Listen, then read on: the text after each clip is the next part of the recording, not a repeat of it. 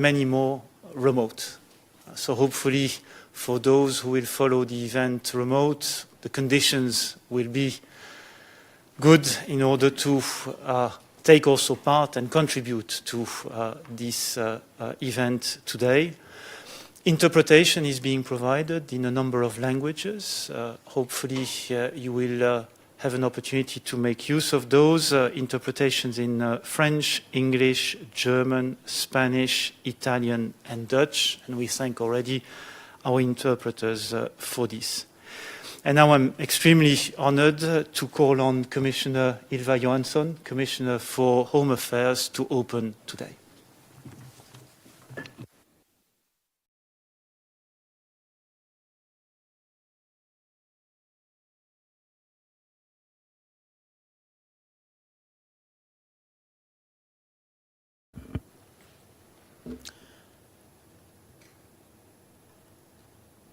Six years ago, a bomb exploded just around the corner from here, in the Malbec metro station, killing 16 people. One of them, Patricia Rizzo, daughter of Gaetan and Leonora, here today, and a well-loved colleague who worked in the European Commission. Everyone in Brussels remembers what they were doing that day, that hour, calling friends and family. Are you okay? 32 people in Brussels never answered that call. 16 in Malbec and 16 at Zaventem airport. Many of you in the Brussels attack, in other attacks, you also made calls like that. Waiting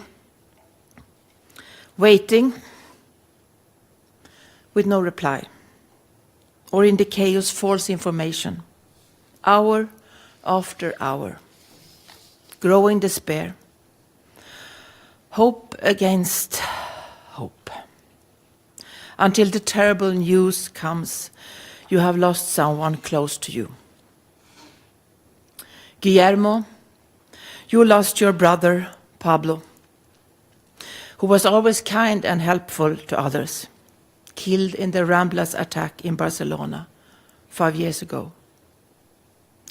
Florian, you lost your father, Terry, who you need so much now in your young life, to help you with life choices. He died in the shooting at the Radisson Blu Hotel in Bamako, Mali, in 2015. Serpil, you lost your son Ferhat in an attack by a far-right extremist in Hanau 2 years ago, out of racism, out of hate. And Latifa Ibn Ziaden lost her son Ahmed in an attack in Toulouse, a young man known for his wonderful smile 10 years ago, because of the uniform he wore and the values and the republic he defended. No mother should ever have to lose her child. Hassan, where are you? There you are, Hassan. You lost something else. You lost control over your body. On the last day of your holiday in Turku, Finland, you did something incredibly brave. You tried to save a life, and the attacker stabbed you, seriously wounding you. I think all of you here today will recognize their stories. Many of you lost someone you love, because someone decided they didn't like their religion, their values, or color of their skin. Because someone believed their ends justify all means. Others of you were hurt, wounded, and traumatized in a senseless attack. All of us come here today to remember. We come to remember, to keep the memory alive of those we love. And as one of you said, we are only truly dead once we are forgotten. We come to remember and also to say never again. To remind the world This is the cost of terror, the price of violence. To remind young people especially, there is no glory, no martyrdom in terrorism. Only pain, tears, loss. A lesson we can never afford to forget. This is a year of anniversaries. 10 years ago, the Toulouse attack. 5 years ago, attacks in Barcelona, Turku, and Manchester. I remember after the Manchester attack, the girl singing "Don't Look Back in Anger" by Oasis, and the whole crowd singing along. Music has the power to heal, to unite and inspire. So I'm glad that the Manchester Survivors Choir will be singing to us today, to heal us, unite us, and inspire us. Although with a different, very appropriate song. Today we remember the victims of all attacks, no matter how long ago and how far away, like the Bamako attack. We come here today to remember together, because you are a community not by choice, but bound together by the strongest possible bonds, shared understanding, shared suffering, shared goals. And today we remember together as a union. This is the European Day of Remembrance of Victims of Terrorism. Because an attack on one of us is an attack on all of us. Many people in Brussels that day, also people I work with, will tell you, I was nearly on that train. It could have been me. But there are those of you here today who were in that train. It was you. And that's how the terrorists spread their fear, because they target all of us. They target our lives, our values, our society, our democracy. They target people of all countries, of all ages. So we must stand together, all of us, across borders and across generations. I have come here today to say you are not alone. You have the entire European Union behind you. And victims come from all over Europe. National borders must not be obstacles to helping you. Hassan, you were from Sweden and you were attacked in Finland. The victims of Brussels came from Belgium and all over Europe. So it's clear we can only really support victims if we work together. There are member states who have not suffered attacks, but if they do, they will need to learn from you, benefit from the bitter lessons you have learned, to avoid the obstacles and pitfalls that many of you have experienced and still experience. We commemorate also by taking action. The EU supports you also in a very concrete terms.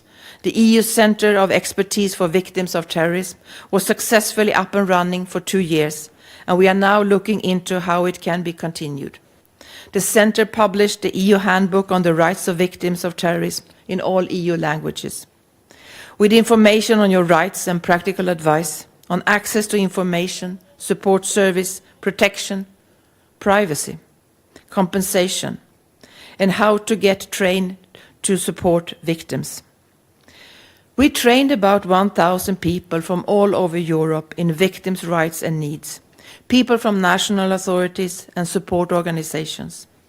The online hub of expertise allows experts to share information so they can better support you. Last year, we evaluated the Counter-Terrorism Directive. Our conclusion is our EU rulebook does a lot to support victims, but there are things that we can improve. And as a union, we will continue to fight terrorism.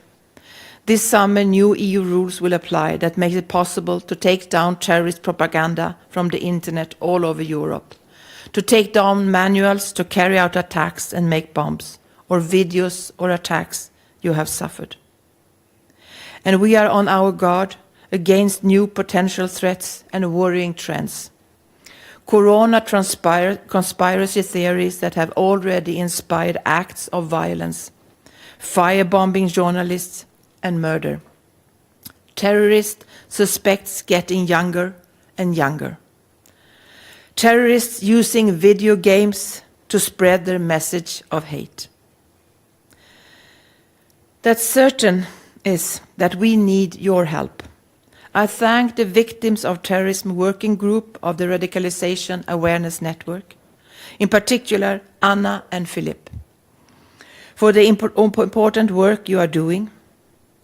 Hassan, Florian, Guillermo, and many others here today, you share your stories to commemorate, to warn, to support each other.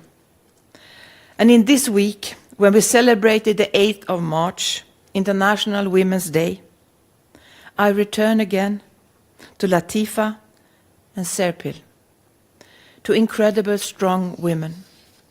You choose to do everything in your power to make sure another mother does not have to suffer the same loss, setting up foundations in the name of your sons, so their names live on, to fight racism, to fight fanatism, a struggle that becomes your life.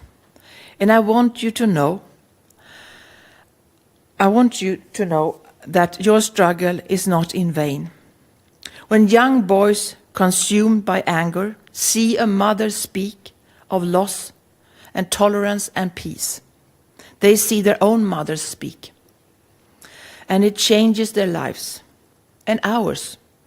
It's hard to measure, but I'm sure your work means people not radicalized, attacks not made, lives not lost. So I want to thank you all. And Europe thanks all of you for taking the devastating experience you suffered and using it to make Europe a safer place. Thank you.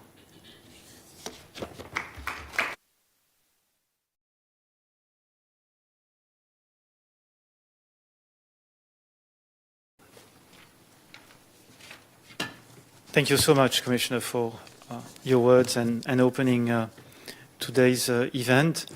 We now moving to the core of today's program, which is the set of testimonies. And for this, of course, there is only one. Maria, you know, many of you know her. Maria is the co-lead of the RAN working group on the protection of victims, and she will guide us through this. Please, Maria.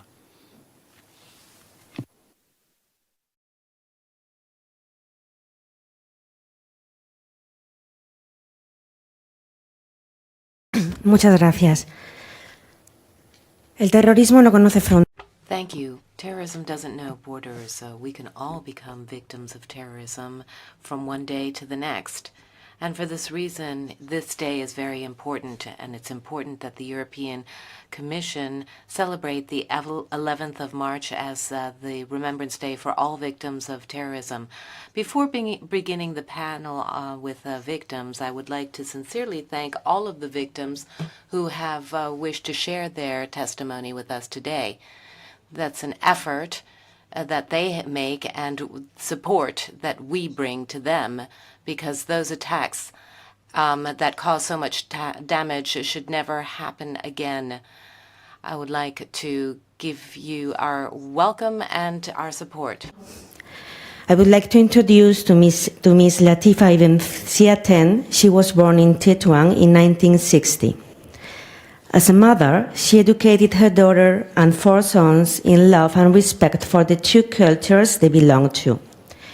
They lived a happy existence until the tragedy hit their family in 2012. In less than 10 days, 8 people became victims of terrorism. Latifa's second son, Imad, was the first one. Facing this terrible loss, Latifa decided to act, and in April of this same year, 2012, the Association Imad for Youth and Peace was created. Unfortunately, that Latifa couldn't be with us today, but she wanted to share a message with us.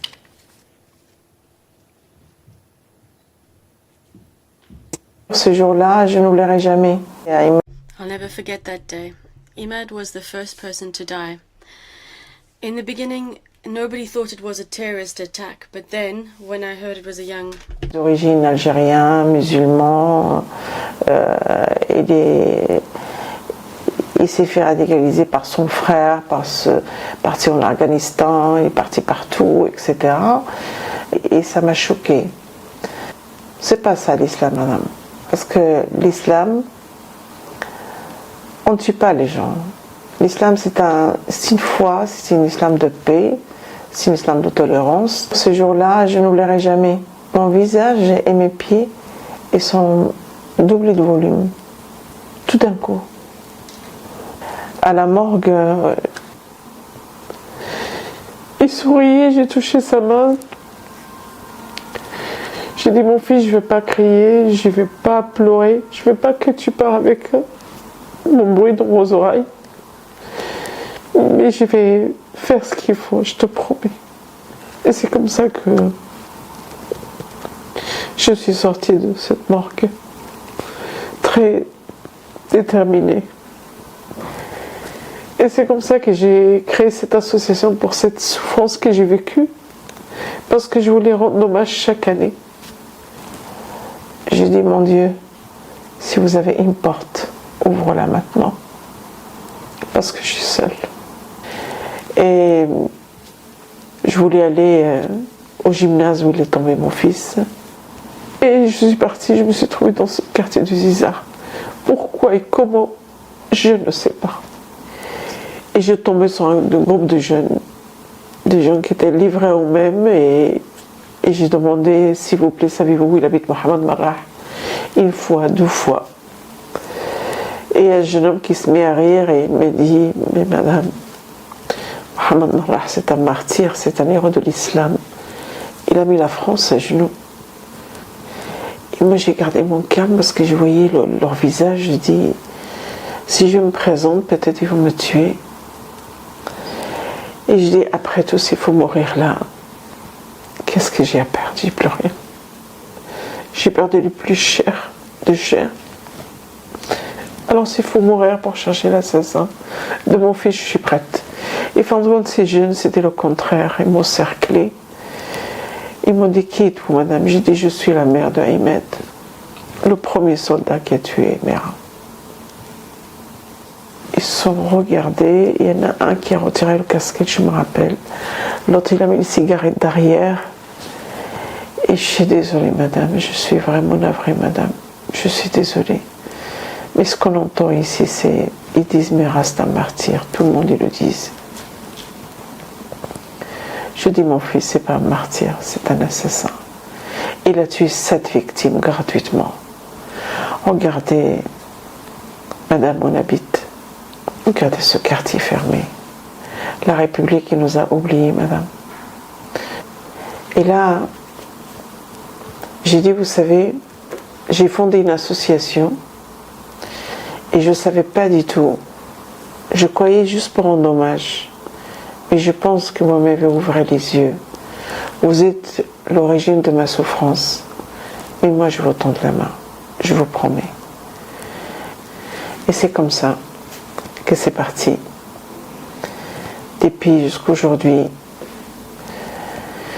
j'ai fait des conférences dans les écoles, dans les maisons d'arrêt, dans les foyers fermés, tout public. Et moi, mon combat aujourd'hui, et de ce jour-là, je ne voulais pas un autre Mera. Et je le voyais comme mes propres enfants. Et j'ai dit, il faut tendre la main. Parce que vous savez, aujourd'hui, pour arriver à convaincre un jeune, c'est par le dialogue, par l'amour, par l'écoute, par la connaissance. Ahmed est toujours dans mon cœur, est toujours là, toujours à me pousser à continuer ces démarches que j'ai fait aujourd'hui. Même des jours, je dis, je suis fatiguée, je ne vais pas y aller. Et je vous assure, je ne sais pas. Je me réveille, je dis, il faut y aller. Il faut que j'aille. C'est comme ça. Aujourd'hui, malheureusement, on entend tous les musulmans sont des terroristes. Je trouve que c'est honteux de salir une religion. Mais ma foi, il est là pour aider, pour donner de l'amour, pour sauver les gens. C'est pas pour faire du mal. Et c'est dommage aujourd'hui en France qu'on divise les gens.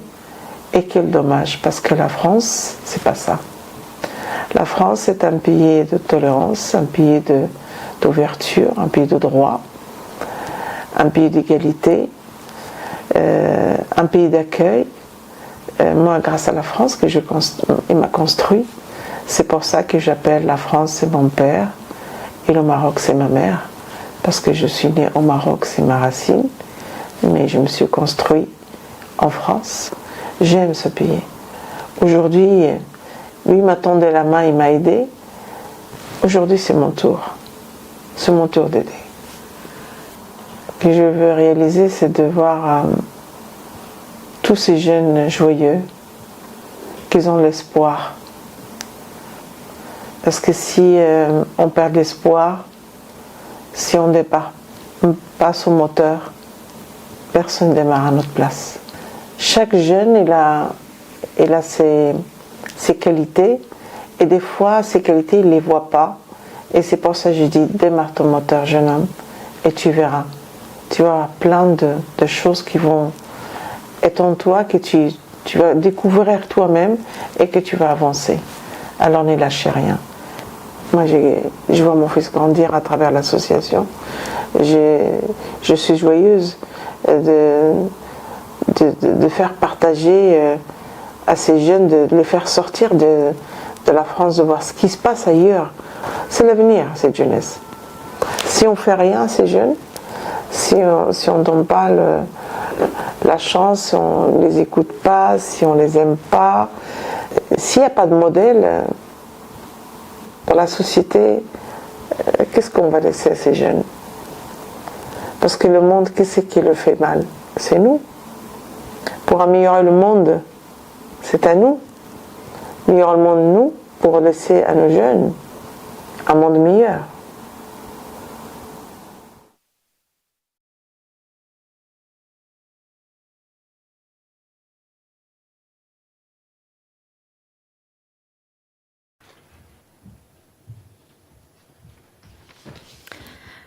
I would like to thank Latifa for this extremely powerful message, a message of love not only to his lost son, but to the community, to the world. El siguiente testimonio viene de la mano de Guillermo. Guillermo Pérez Villán tiene 31 años y trabaja como headhunter en Barcelona. El 17 de agosto de 2017, su hermano Pau fue raptado y apuñalado en su coche por el terrorista que había perpetrado los atentados terribles de las Ramblas de Barcelona cuando estaba escapando de la policía. Su familia no solo tuvo que afrontar la terrible pérdida, sino además la consecuente investigación que estuvo inmersa en un proceso muy, muy doloroso. Me gustaría agradecer especialmente a Guillermo que estés hoy aquí. Sé lo complicado que es y de nuevo gracias por tu testimonio valiente y tu testimonio tan poderoso. I'd like to thank you for being willing to come here and testify. We have Guillermo now.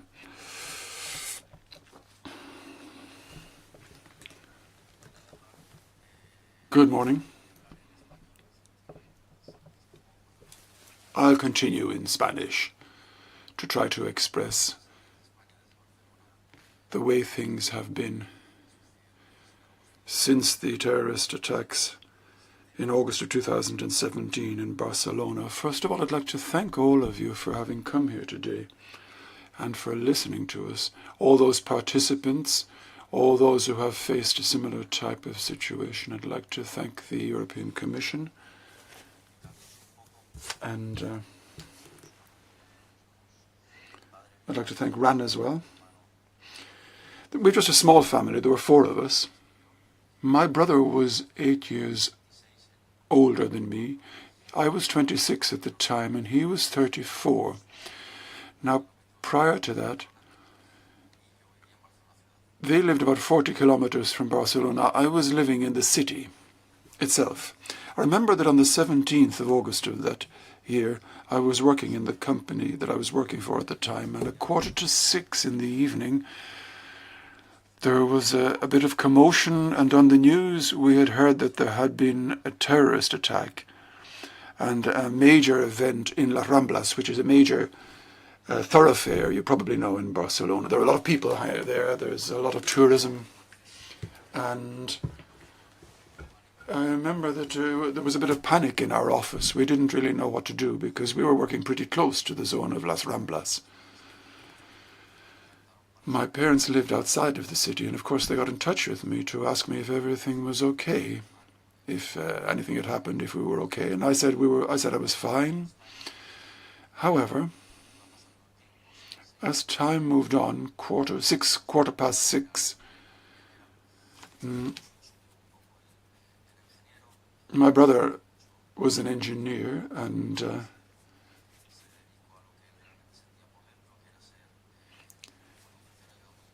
he had really wanted to provide humanitarian aid, and he had travelled quite a lot in America, Asia, Thailand, and so on humanitarian aid tasks. Now, knowing that he was very keen on helping others and opening up to others, it probably wasn't all that surprising that he hadn't contacted me straight away. So in the rest of the evening, I did some work, because of course the whole place was clogged up as a result of the attack. And then I spent the rest of the evening, and I remember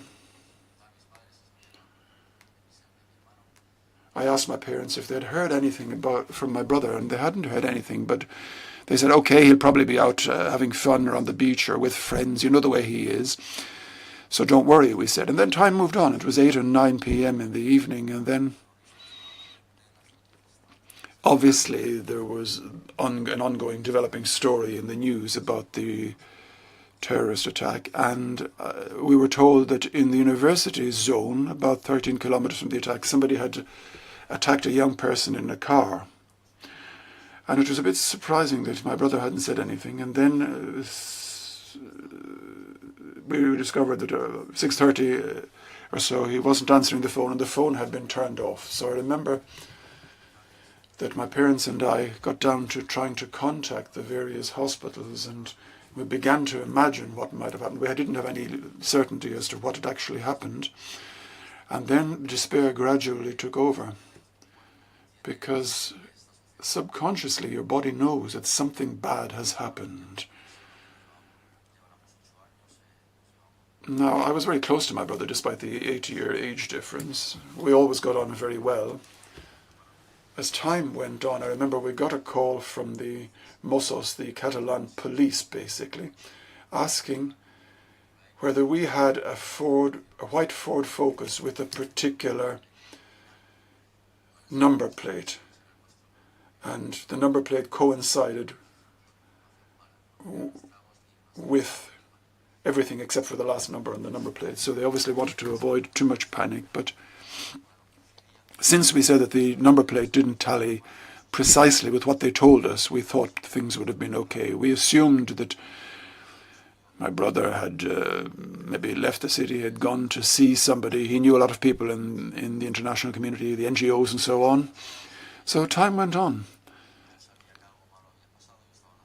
And I was still in the city. And then at 1 a.m. I got a call from the police from where the body was, and they asked me whether I was Paula Perez's brother, and they called me to the house and the house door, and we had a group of police officers, and once they came to the door, basically the most senior officer said to me that it was my brother who had been killed during this terrorist attack, that they had found his body. He was stabbed and left in the back seat of his car, this white Ford Focus. So this left us in a state of panic and shock. Basically, first of all, you just refuse to believe what has happened, and Then the police start their investigations, asking me in this case about my brother, to try to find a few leads. First of all, excluding any possible participation, obviously. I mean, the police had to exclude the fact that he might have been involved, and they have to ask questions. And this is very, very difficult to absorb in one's mind. So I went to my parents' house. They weren't there. They checked the house to see if there were any involvement there. I said no. And then another difficult moment. Well, it's bad when it happens to you, but when you've got to reveal this news to your parents, it's even worse. It was 3 a.m. They were down in Valencia at this time, and I had to contact them and told them that Paula had been killed. And that's the way I put it, just like that simply. And they came along by car. They said they drove the 3 hours from Valencia to Barcelona without saying a word. The police were accompanying us in the house. And we still didn't really know how he had died at this point, whether he had been killed during the terrorist attack itself or stabbed subsequently. And then there was the whole procedure of the judiciary inquiry.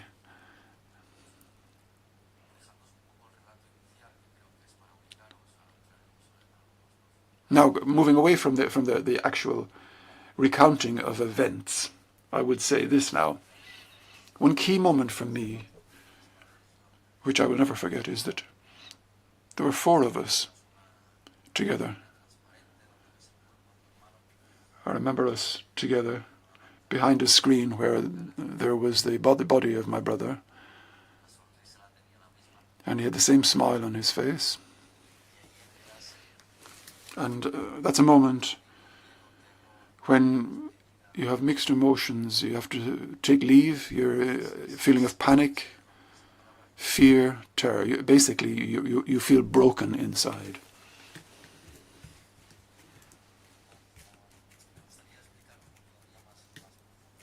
I mean, obviously it's very, very difficult for me to explain this in a way which you can really understand.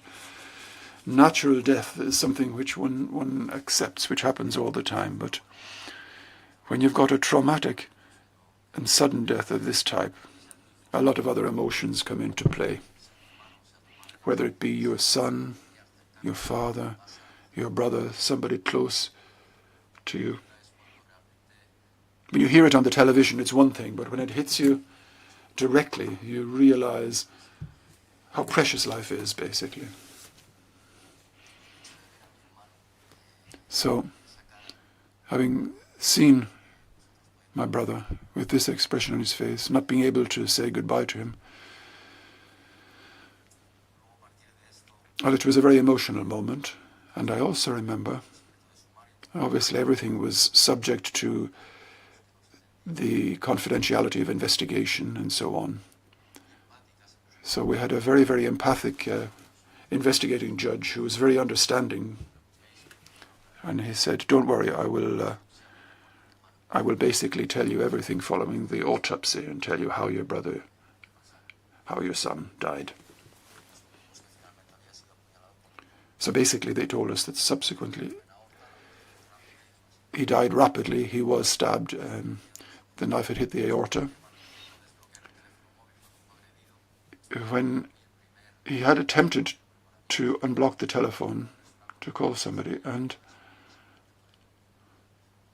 I'm sure that his mother was the first person who came to his mind when he was trying to phone. Having said that, 5 years have passed. If I had tried to explain this after 1 or 2 years, it might have been different. But in any case, for my parents and for me and for those who have suffered this kind of loss, the important thing is and was to have support, people helping you to manage and channel the anger, the sadness, the despair.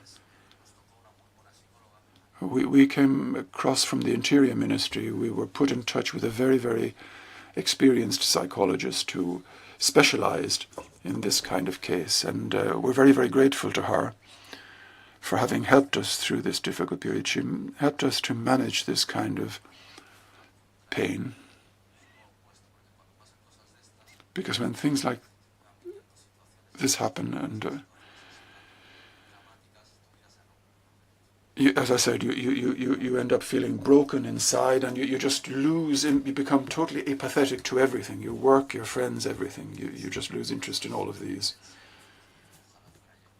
And you think things like, if only it had been me, not him. I don't care. It could just as well have been me.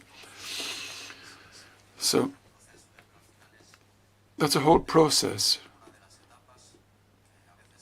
It's important not to get bogged down at any one of the phases you go through. The key word, I think, for me would be acceptance. Just like you've got to accept anything in your life, you've got to learn to live with it.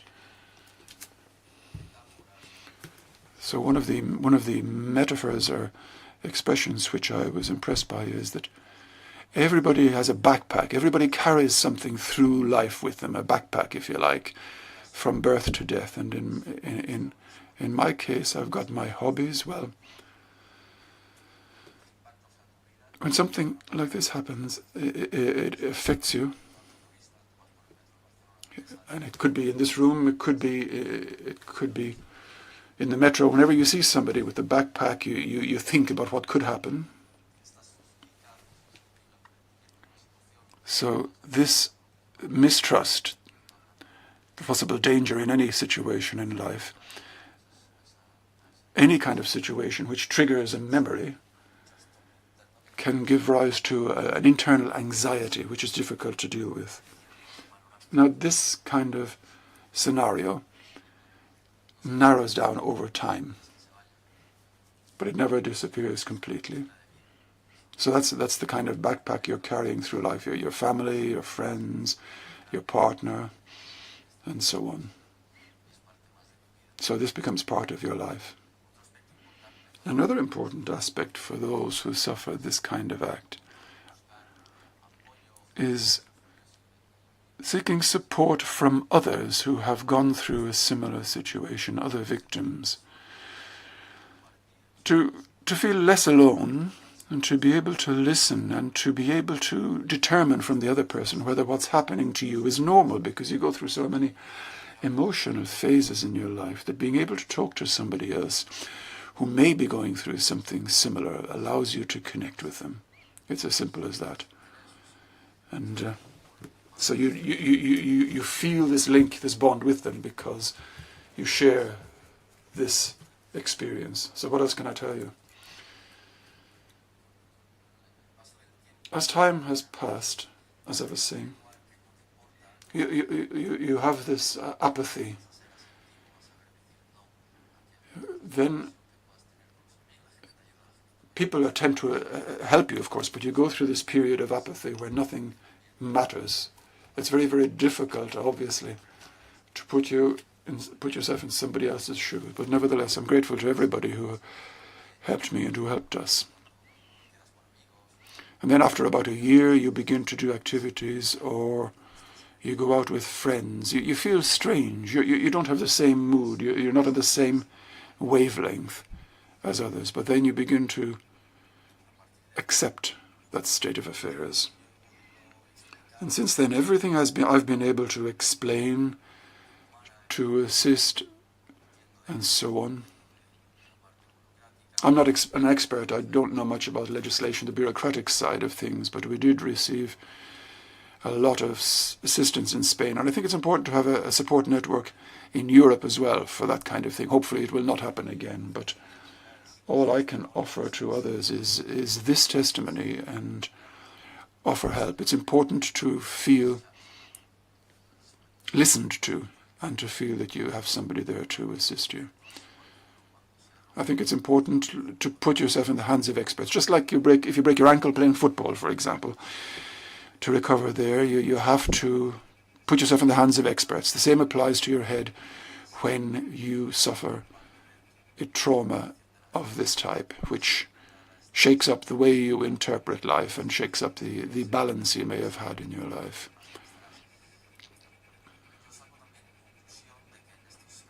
So my conclusion would be that in complicated disaster situations like this, in such a painful situation,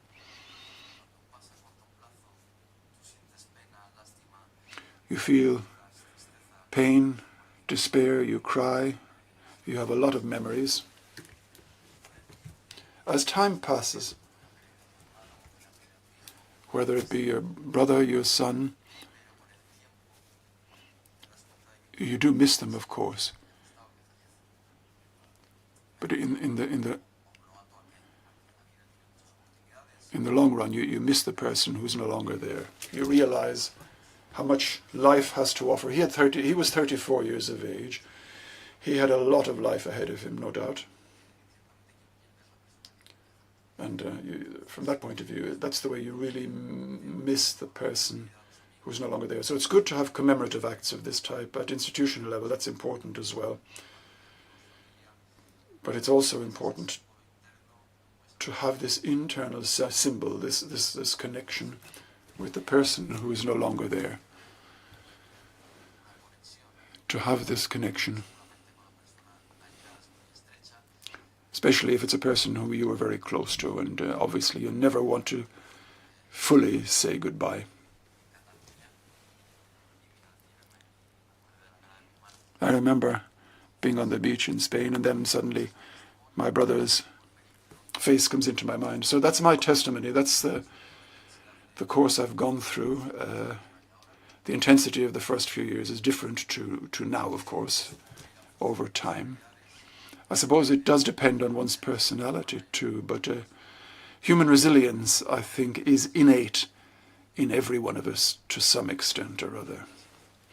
And depending on the situation you're in, you can use all that resilience you've got or perhaps find some more. So that's what I wanted to tell you today.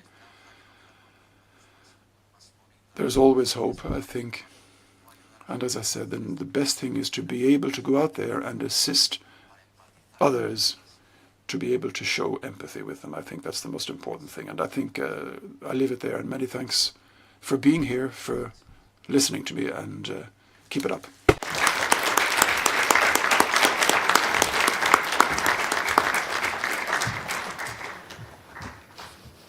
Muchas gracias. Thank you, Guillermo, for this very, very courageous testimony. And thank you for coming here today to share this with us. Next speaker is Miss Serpil Umbar. She was born in northern Kurdistan and she grew up in France and came to Germany when she got married. Her 4 children were born in Hanau. And the eldest son is Ferhat Umbar, who was murdered in a terrorist attack on February the 19th in 2020. On November the 14th of 2020, the same year, Serpil founded the Ferhat Umbar Education Initiative. The educational initiative is supported by the Umbar family, young people, committed adults, and friends of Ferhat Umbar. Together, they actively campaign against everyday and structural racism. Thank you very much for being here with us.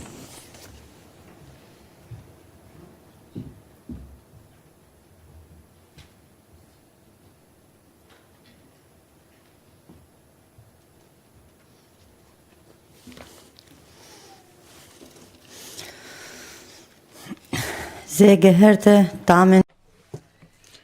Ladies and gentlemen, I'd like to thank you for this invitation. I'd like to thank you for having given me this opportunity to speak to you here today. My name is Serpil Umbar. I come from Hanau. On the 19th of February 2020, a racist killed my child along with 8 other individuals on the same occasion. These were people who had been categorized by this attacker as non-German because of the color of their skin or because of their appearance. People who had to die on this occasion because of their origin. Now the perpetrator is dead. He escaped responsibility for his act.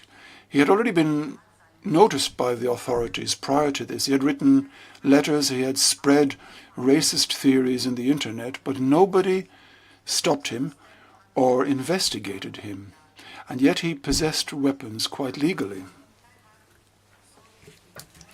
So this murder of Mati, Mercedes, Lili, Kaloyan, Gökhan, Sedat and Sadnessar and Hansa, as well as the killing of my son, could have been prevented.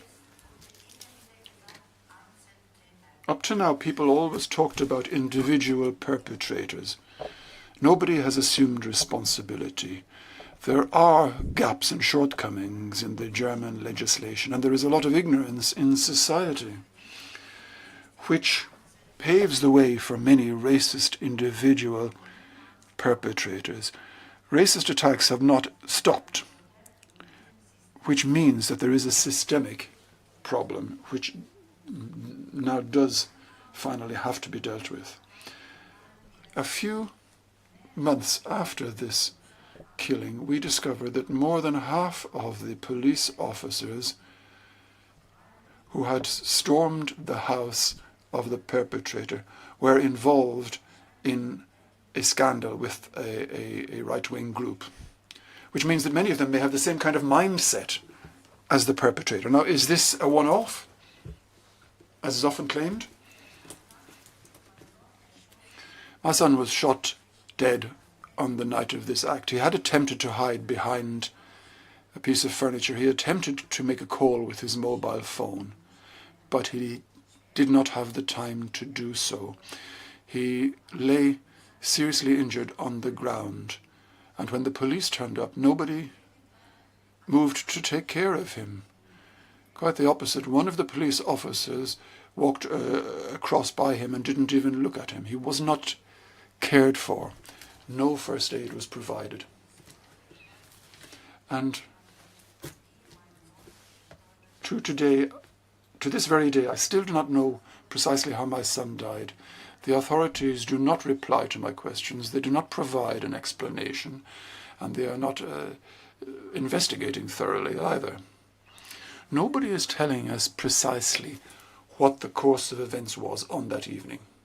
And that is still the case. There are still a lot of open questions with regard to this attack, and the happenings of that evening have not fully been resolved.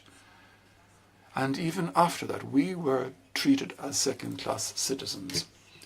If the police is infiltrated, the police services are infiltrated with right-wing extremists, who's going to protect us? Who will ensure that we can live in security and safety? Something very fundamental has to change in our society. Anti-racist work must become cross-cutting in all parts of our society if our society is to change. People must be familiarized fully and reminded on a daily basis about basic and fundamental and human rights. Social inclusion has to become the norm. We've got to move closer to one another and face up to these challenges hand in hand. When it comes to our security and democracy, racism is a threat for Jews, for blacks, for liberals, for all liberal-thinking people. Racism is a threat to all of us, and it also kills our children. Racism kills, whether it be in Norway, France, or Germany. There are Europe-wide networks of neo-Nazis, in fact.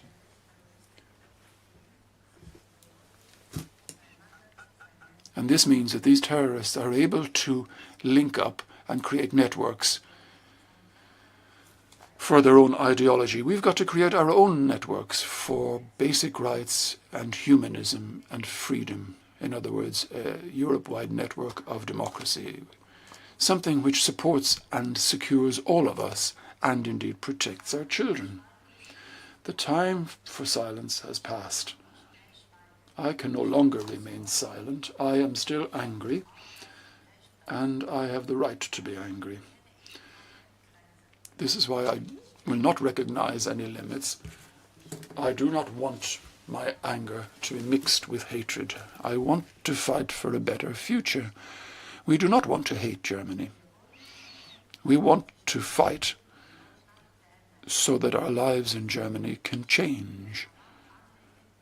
And I will do everything I can to ensure that this is the case. I will spend my life dedicated to talking about what happened in Hanau and what must happen now to ensure that our society changes. And this path begins, I think, at a very, very early age. And that's where the key for change is to be found. But the experience I had with my son during his time in school gave me some understanding of where these racist sentiments take root.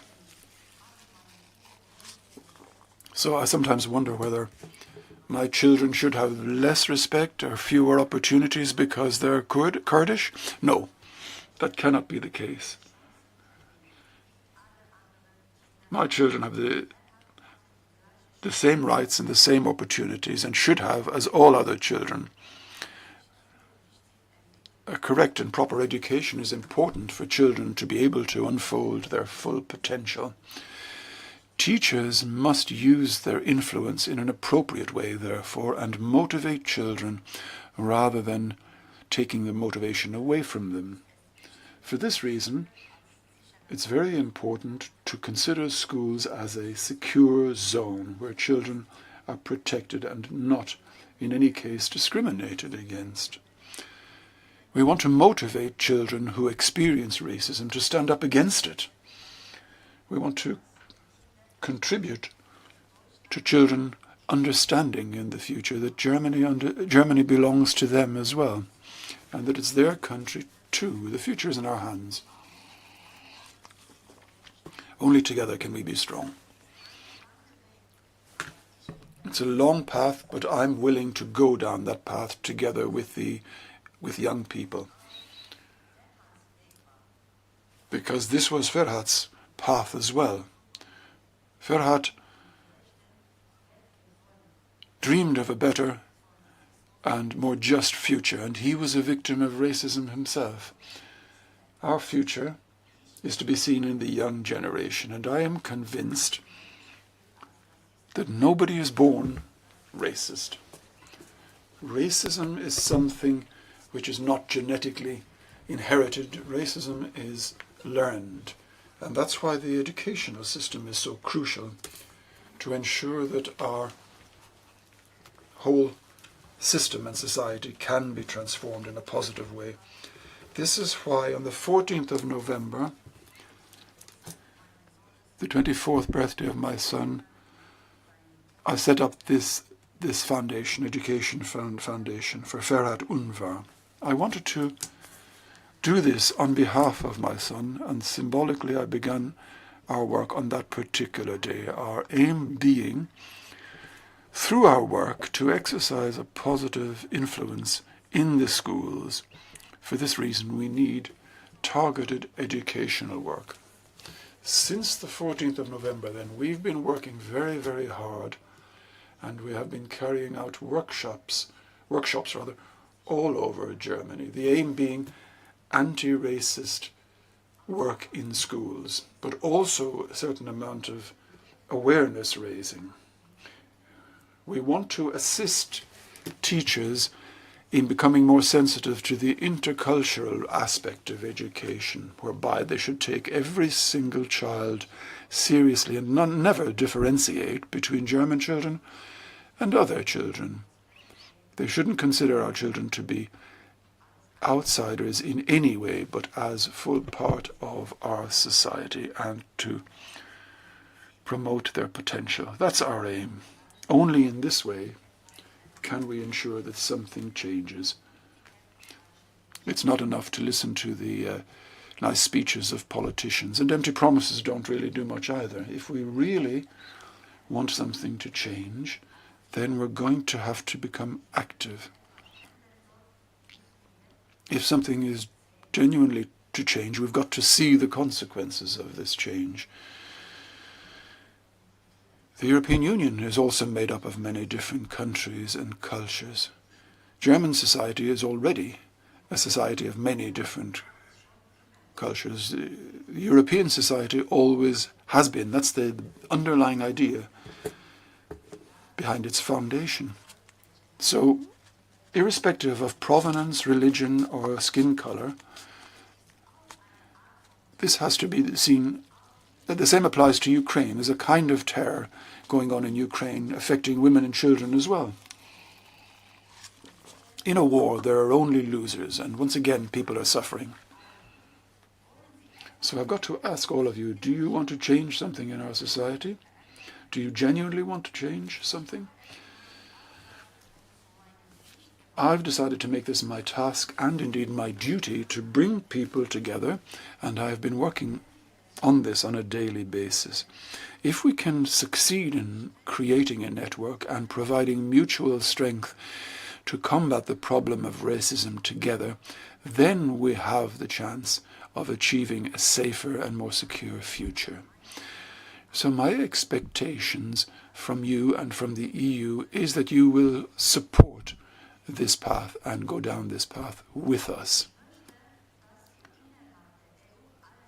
I would like to ask you to do everything you can within the European Union to dismantle structural racism and to move forward determinedly against the everyday racism. I want you to be active in committing yourself to ensuring that what happened in Hana will not be forgotten.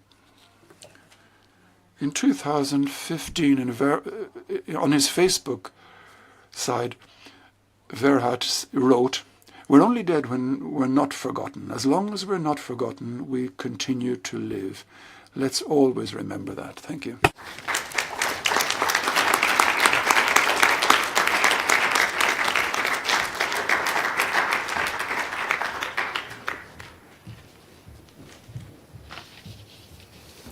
Thank you very much, Serpil, for your brave testimony, and thank you very much for your initiative, so necessary in these days. I would like now to introduce our last testimony, last but not least. He's the youngest testimony today. I would like to introduce Florian Henning. He's a 22 years old engineering student who lost his father in the terrorist attack at the Radisson Blu of Bamako in 2015. Due to his young age, when he lost his father, he built resilience and force. Force to fight for justice, for victims' rights, but also for his family. He's also an active member of V Europe since its foundation, and his contribution shapes him while helping victims in Belgium and abroad. Thank you very much for being here. Thank you for being so strong and so brave. Thank you. Mesdames et messieurs, chers concitoyens. Ladies and gentlemen, fellow citizens, let me first of all thank you for having invited me here to share my story. These commemoration days allow me to go back into the past and take a look at the emotional side of my experience without necessarily having to go into all of the technical difficulties I was faced with. In November 2015, in the Radisson Blu attack in Bamako in Mali, I lost my father. When I think of that, I think of the sadness which this gave rise to me and the family equilibrium which was destroyed and how much more I had to learn about life from the very beginning. And these thoughts are concentrated on my family and myself. I don't want to minimize the suffering of those around here, but I would say that I think it's important for everybody to remember what the person we've lost have missed as well. All their hopes, the joy he would have had on the day I received my diploma, for example, and all other things. I remember that it's the sadness is for the person who lost their life and therefore their future. This future no longer exists, and there is no point in trying to hang on to a world which only exists in one's dreams. It's difficult to admit because obviously time moves on and there could have been good moments together. A few months ago I realized how quickly time passes. 2015, that's 7 years ago now. I was 16 years of age. over those 7 years, a lot of things have happened. I finished my secondary school education. I'm now concluding my engineering studies. So life passes quickly. We live in a society where we don't really have sometimes the luxury to take pause and take stock of our lives. A few months ago, I realized that so many years had passed since my father died, and I felt fear of forgetting, fear that I was moving on to something else without even noticing that I was moving on. And I was wondering how I had managed to go through all these years without his advice. For all these reasons, I think this tragic event must be used as a source of strength, considering all the advice that this person would have given us and trying to implement it in our lives. Taking courage from this is not allowing the terrorists to win in any way, but it is rather to honor the memories and pay tribute to the memories of the victims. Taking strength from this is taking pride in the love for the person who has gone. Finally, I think it's very important what the EU is doing in commemorating the victims of terrorism. Because of their experience, many people are far more familiar with me than of the details of all this, and they must, I think, help other citizens to understand. And I would conclude in sending my greetings to the Ukrainian people who are subject to an unjust war, and I wish them all the very best, as well as a dignified and warm welcome in Europe. Thank you.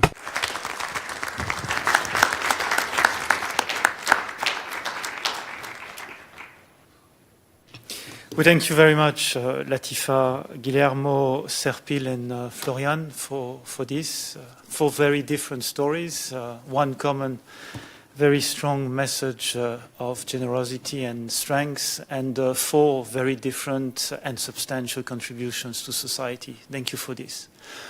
I turn now to Commissioner Johansson again, please.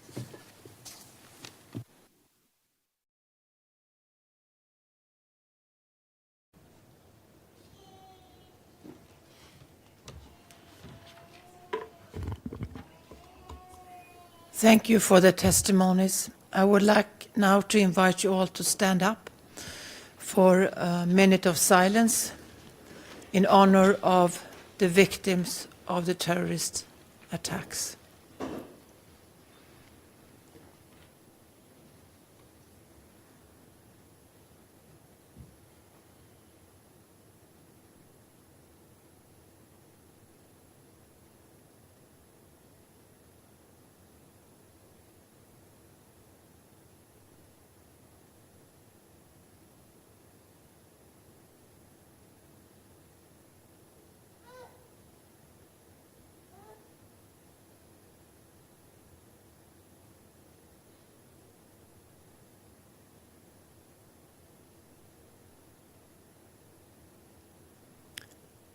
Thank you very much.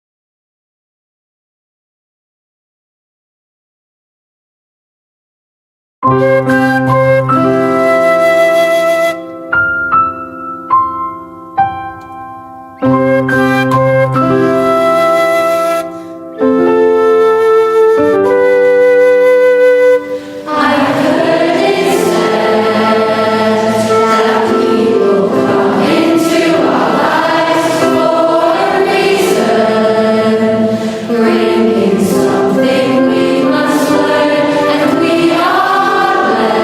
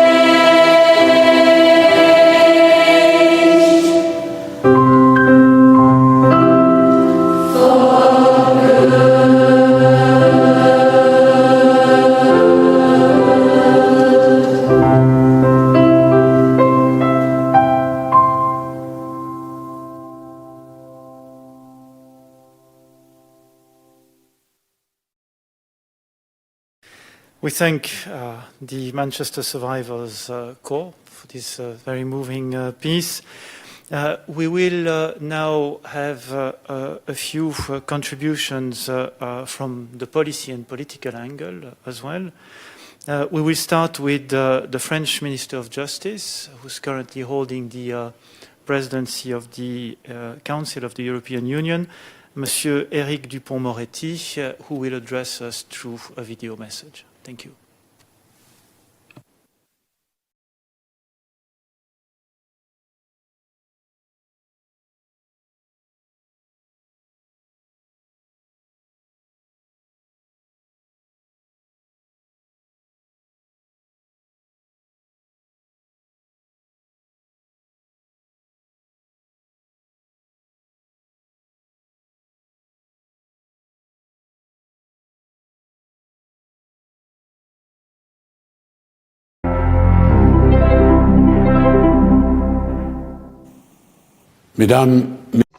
Ladies and gentlemen, today is the 11th of March.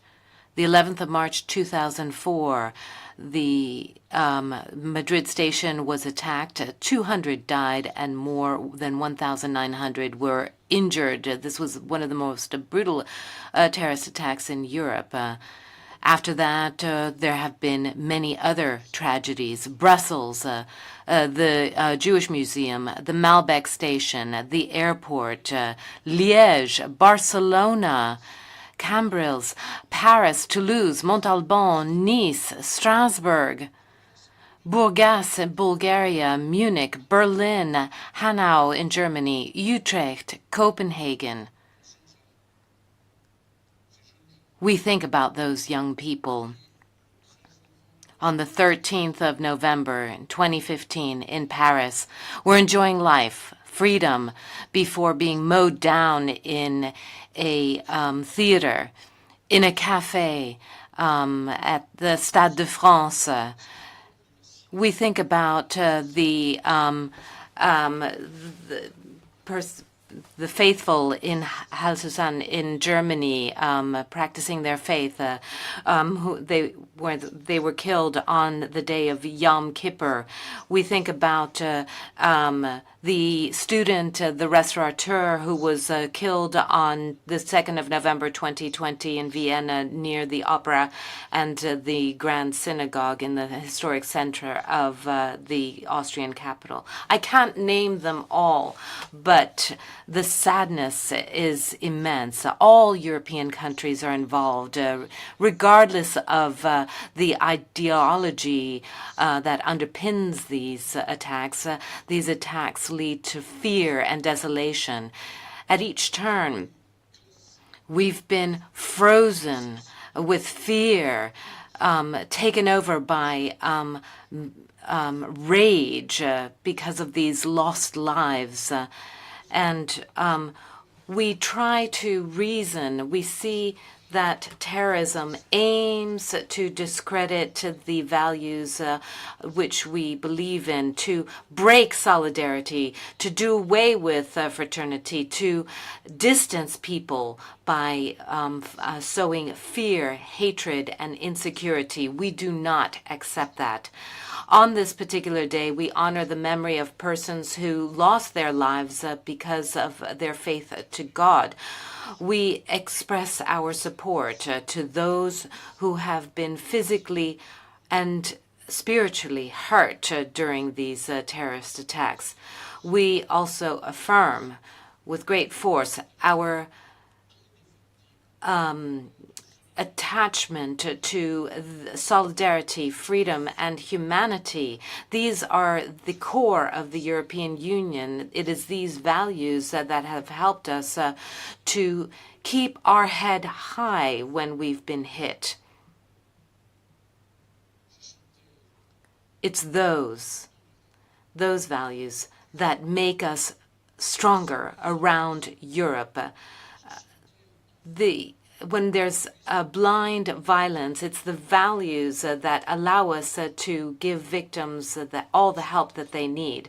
As of its creation, the European Union has constantly strengthened protection and support to victims. The directive for victims came into effect on the 25th of October 2012, and ever since then, the Commission has redoubled its initiatives in this area, and I would like to welcome that. I think about the adoption on the 24th of June 2020 for the first EU strategy for the rights of victims and the appointment in September 2020 of a European coordinator. I also think about the European Center for Expertise for Terrorist Victims, which has allowed the drawing up of a European manual on the rights of victims. These efforts to help terrorist victims are a support and an inspiration. They invite us to go beyond in terms of supporting victims on the national level as well as on the European level. And in France, we deploy efforts for the trial for the attacks of the 13th of November 2015. In the Justice Palace, a special room has been built for this. Virtual access to the trial has been made possible because of the creation of a web radio. These arrangements will be replicated and improved for the trial that will take place in September 2022 for the Nice attack. We're also working with our Belgian colleagues who are preparing the trial for the Malbec and Zaventem trials. On the European level, we are helping victims of crises and catastrophes. We know that supporting foreign victims when they suffer tragedies give rise to very specific problems.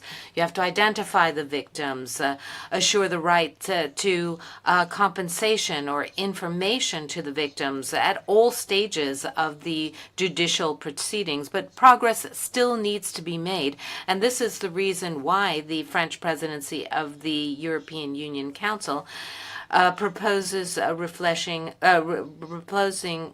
strengthening the missions of coordination so that we can centralize and facilitate in real time information of families and families during crises. We need announcements, death announcements, compensation for damages, and taking stock of individual and cross-border situations. I count on the Commission to further consider this within the context of the 2012 directive. Ladies and gentlemen, we see here men and women who have fallen because of terrorist attacks, and this is a time for reverence, but also a time for hope. We need to send this message of solidarity, of justice and peace within and without our European Union. Thank you very much. Merci beaucoup, le ministre. Thank you very much, Minister. Now, grateful for the Belgian Justice Minister to be with us, Vincent van Quickenborn. Please, the floor is yours.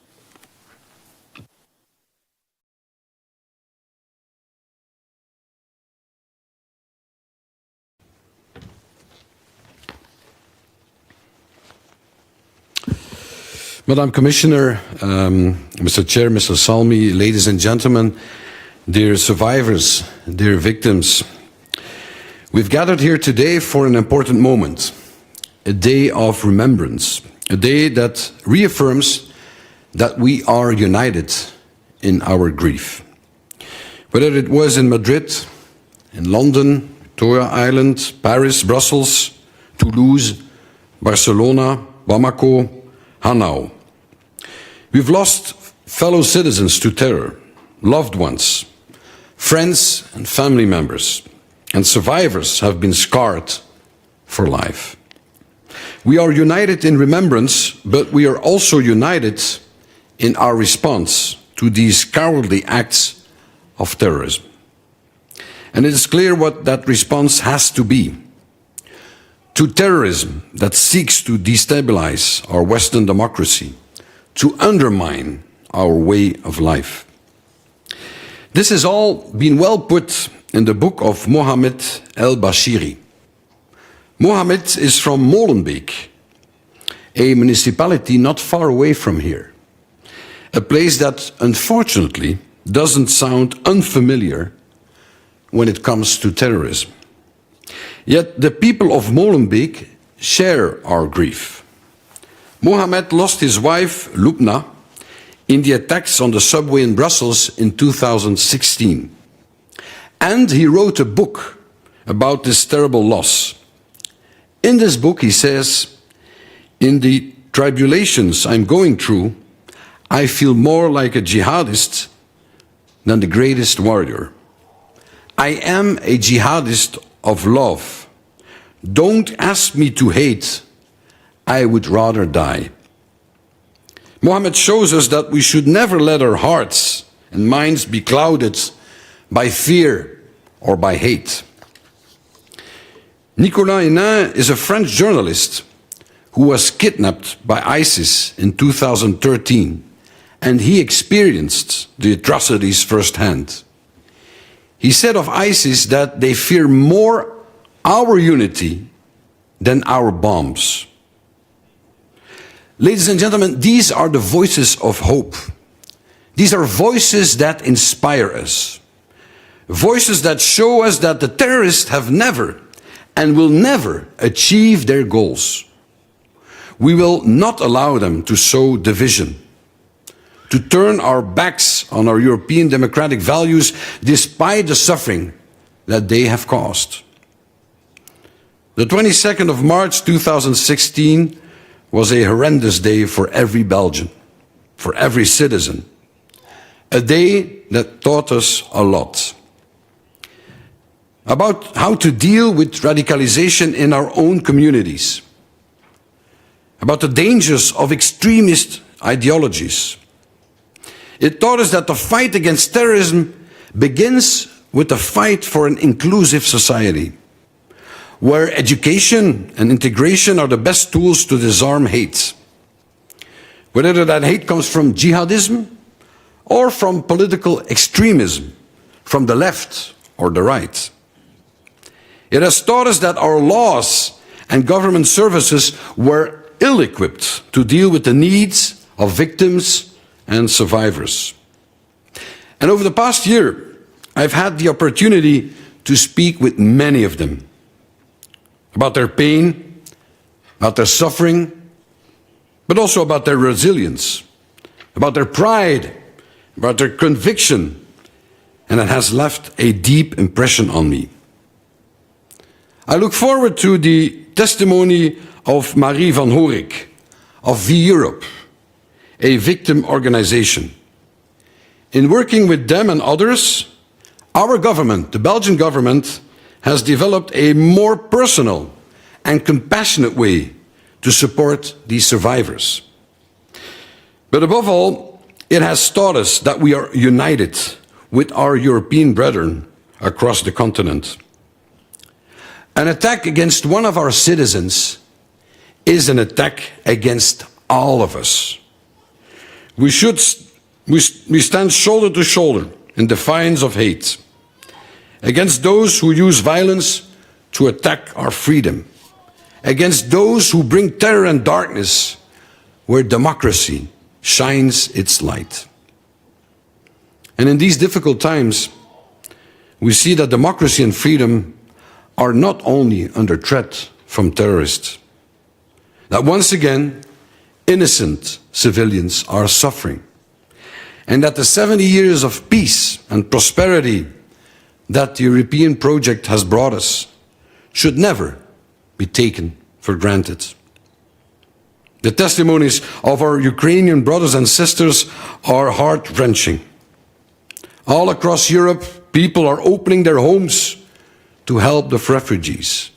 And once again, it's clear that the differences between us are so much smaller than what unites us in European brotherhood.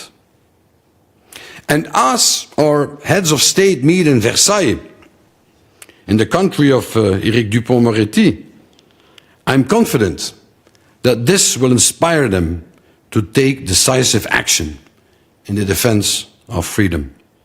Because, more than ever, we have to stand united.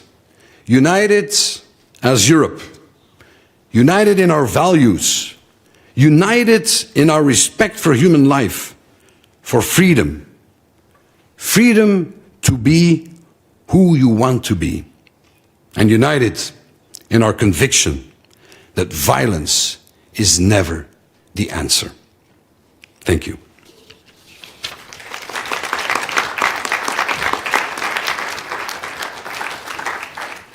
Many thanks, Minister Van Quickenborne. Let me now turn to Ilka Salmi, the European Union Counterterrorism Coordinator. Ilka, please.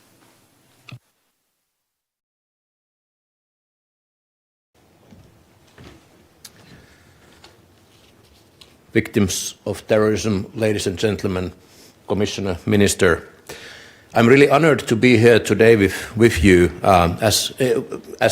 in my first year as the EU's counter-terrorism coordinator. I do feel that it's such an important event to remember the victims of terrorism. The victims are and will be in the very core of my activities also in the future. There are actually three events during my career, a career of almost 30 years in the security business, which have changed also the way I see terrorism, how I tackle these issues, and how I try to actually pursue my tasks. Firstly, of course, 2001, a year of an attack on the Twin Towers, was something which was a change for many in the security sector, me included. It was a shock. It was a shock for all of us. Secondly, the attack on Malbec metro station in March 2016 touched me actually a bit more intimately.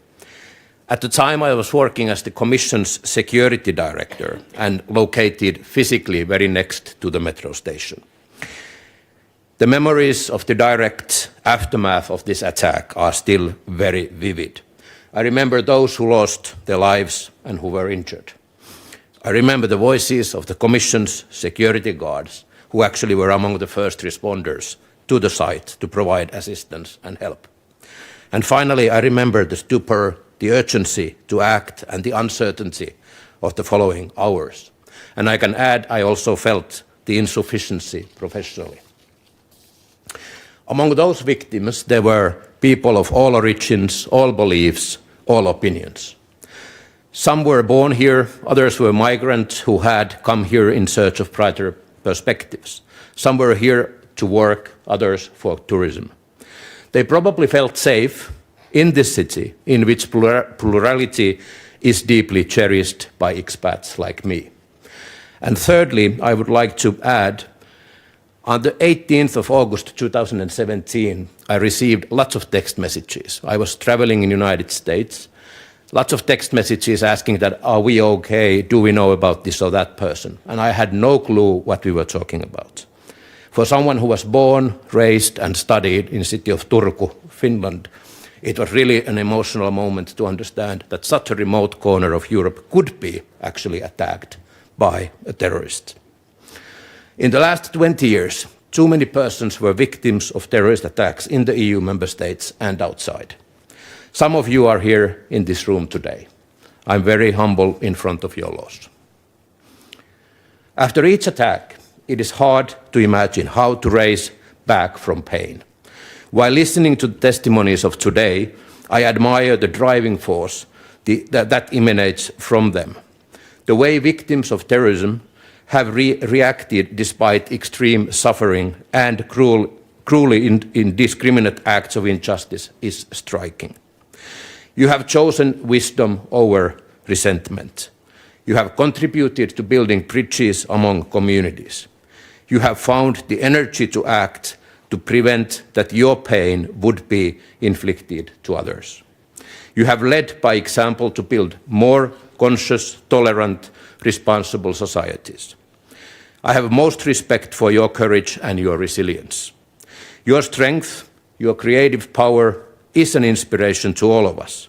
Indeed, Your voices are the voices of hope. Victims' calls for solidarity are among the most powerful weapons against violent extremism. So is their acknowledgement of human dignity beyond apparent differences. It is of utmost importance that victims' voices are brought to young people to make sure that those who are struggling to find a sense and purpose in their lives resist the calls of destructive ideologies. We should use all available channels and fora, online and offline. Victims' involvement in outreach activities for convicted criminals in prisons and in designing restorative justice programs is also extremely important. What is at stake is to build, reinforce and repair our social contract. Terrorist attacks touch individuals and communities with the aim of instilling fear, suspicion, uncertainty. They are meant to disrupt, destabilize, isolate and weaken. Victims' voices today and victims' acts over the last years have defeated that destructive purpose.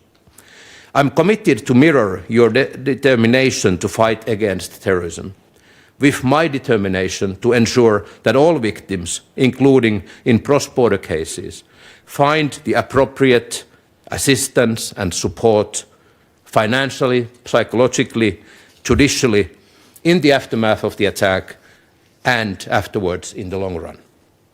The specific needs pointed out in the EU Victims Strategy for victims of terrorism must be fulfilled. The implementation of the Counter-Terrorism Directive has enhanced the assistance and protection of victims of terrorism in the EU. The creation of EU Victims' Rights Platform and the appointment of the European Commission Coordinator for the rights of victims of all types of crimes are among the key actions taken. Further progress is still needed in terms of access to information in accessible languages, identification and registration of victims, cross-border communication and cooperation, as well as adequate and swift compensation for victims. Appointing single points of contact in all member states is crucial to ensure proper information and support to victims of terrorism. Already 17 member states have appointed such a point of contact, and I do invite other member states to mobilize.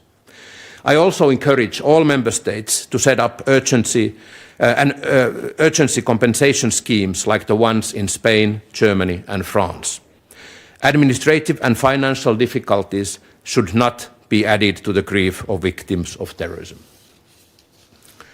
The work done within the EU Centre of Expertise for Victims of Terrorism over the last 2 years has improved the assistance provided to the victims of terrorism.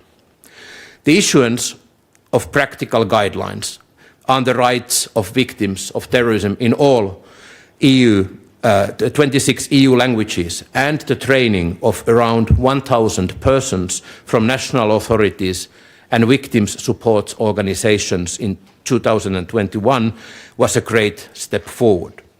Exchange of information and experience has also been facilitated by the online hub for expertise. I support an ambitious follow-up to these projects. The event today stresses the importance of uniting generations in remembrance. Initiatives of collective memory, like the ones in Spain and France, have powerful impact.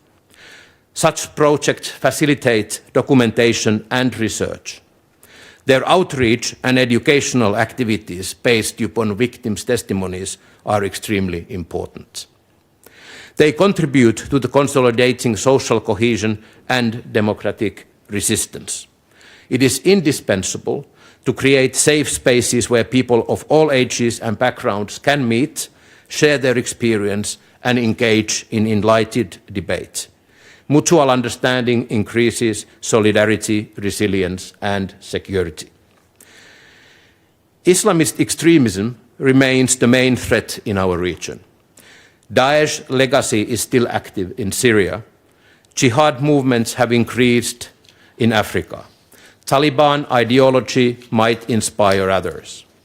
The rise of both right and left-wing violent extremism is a matter of concern.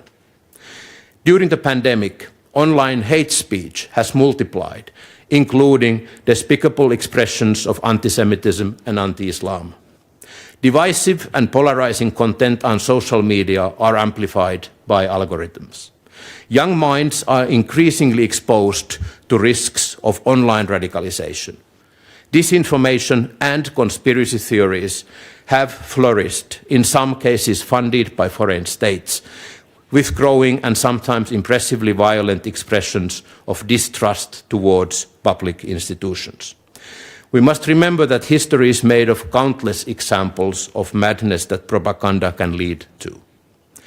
In the last years, reinforcing our capacity to prevent and counter terrorism at EU and member states level has been a priority. International cooperation of intelligence, police and justice actors has deeply reshaped. New tools have been set up to speed up detection of threats and reactions thereto. Border control, weapons control have developed. Several projects have been carried out to build up the resilience of our cities, our religious sites, our critical infrastructure. Dialogue with states outside of the EU and with online platforms has intensified in order to limit the spread of extremist ideologies. Fora have been created for first-line practitioners to exchange best practices in terms of prevention and radicalization, rehabilitation of former convicts of terrorist offences, and reintegration of returnees from combat zones. We must integrate the voices of victims of terrorism in our preventive efforts, make sure that we listen to the victims' needs and honour their memory. The EU Radicalisation Awareness Network Remembrance of Victims of Terrorism Working Group is an important tool for these purposes. Just to give you, in the end, one example on how important it is to listen to the victims. My office was actually approached by victims of terrorist attack at the shopping mall in Munich. They raised our awareness of the risk of radicalization through online gaming. Since then, we have increased our efforts to examine and counter this phenomenon. The fight against terrorism is a collective effort. You can rely on my commitment to work for and with you. Together, we must continue strengthening the EU as a space of freedom, security and justice based upon on the respect of fundamental rights and democracy. Thank you.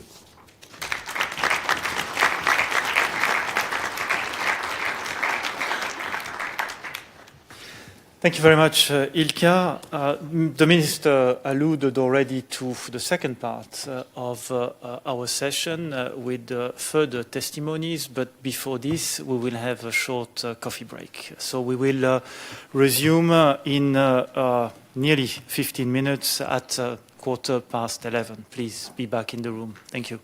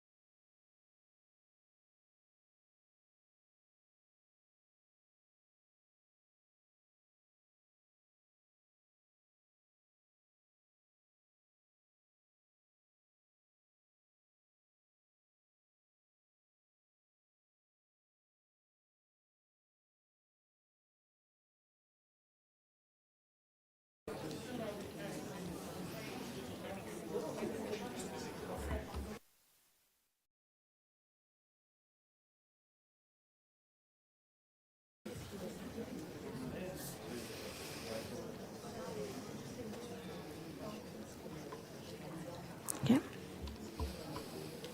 Good morning again. We hope you enjoyed your coffee. Let's resume this session today. And I have the immense pleasure to introduce you to this new testimony, in this case of a first responder. His name is Hassan Soubier. Hassan Soubier is a paramedic with a master's degree in food science from the Sorbonne. He was on holiday in Finland when the Turku attack took place in 2017. Soubier decided to help a woman who was stabbed by the attacker and consequently got attacked as well. The attack led to health issues he deals with to this day. Soubier, a Swedish resident, is an active member of the RAN Victims of Terrorism Working Group and keeps close contact with other victims and survivors of terrorism. Thank you very much, Hassan, for being with us today.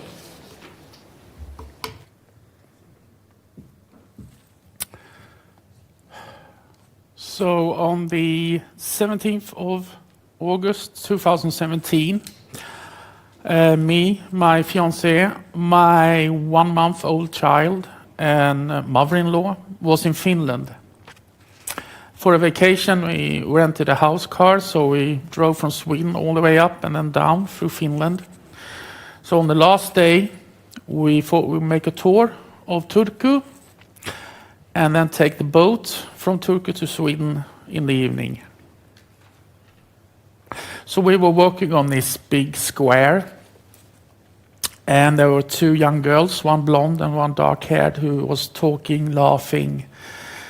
And they had this paper stand on the side, and I looked and I was quite curious what it was, and it was, a Jehovah's Witness, different books. And then suddenly the blonde girl looked at me, and it was like time froze. We just looked at each other really deep, and I was thinking, wow, what is this? And then she just looked back to her friend, continued talking and laughing, and we walked along.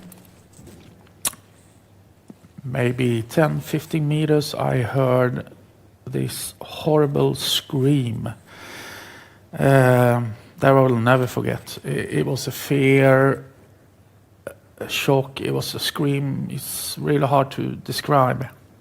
So I looked back and I saw this man standing over this blonde girl. She was laying on the pavement and he was like doing this motion. And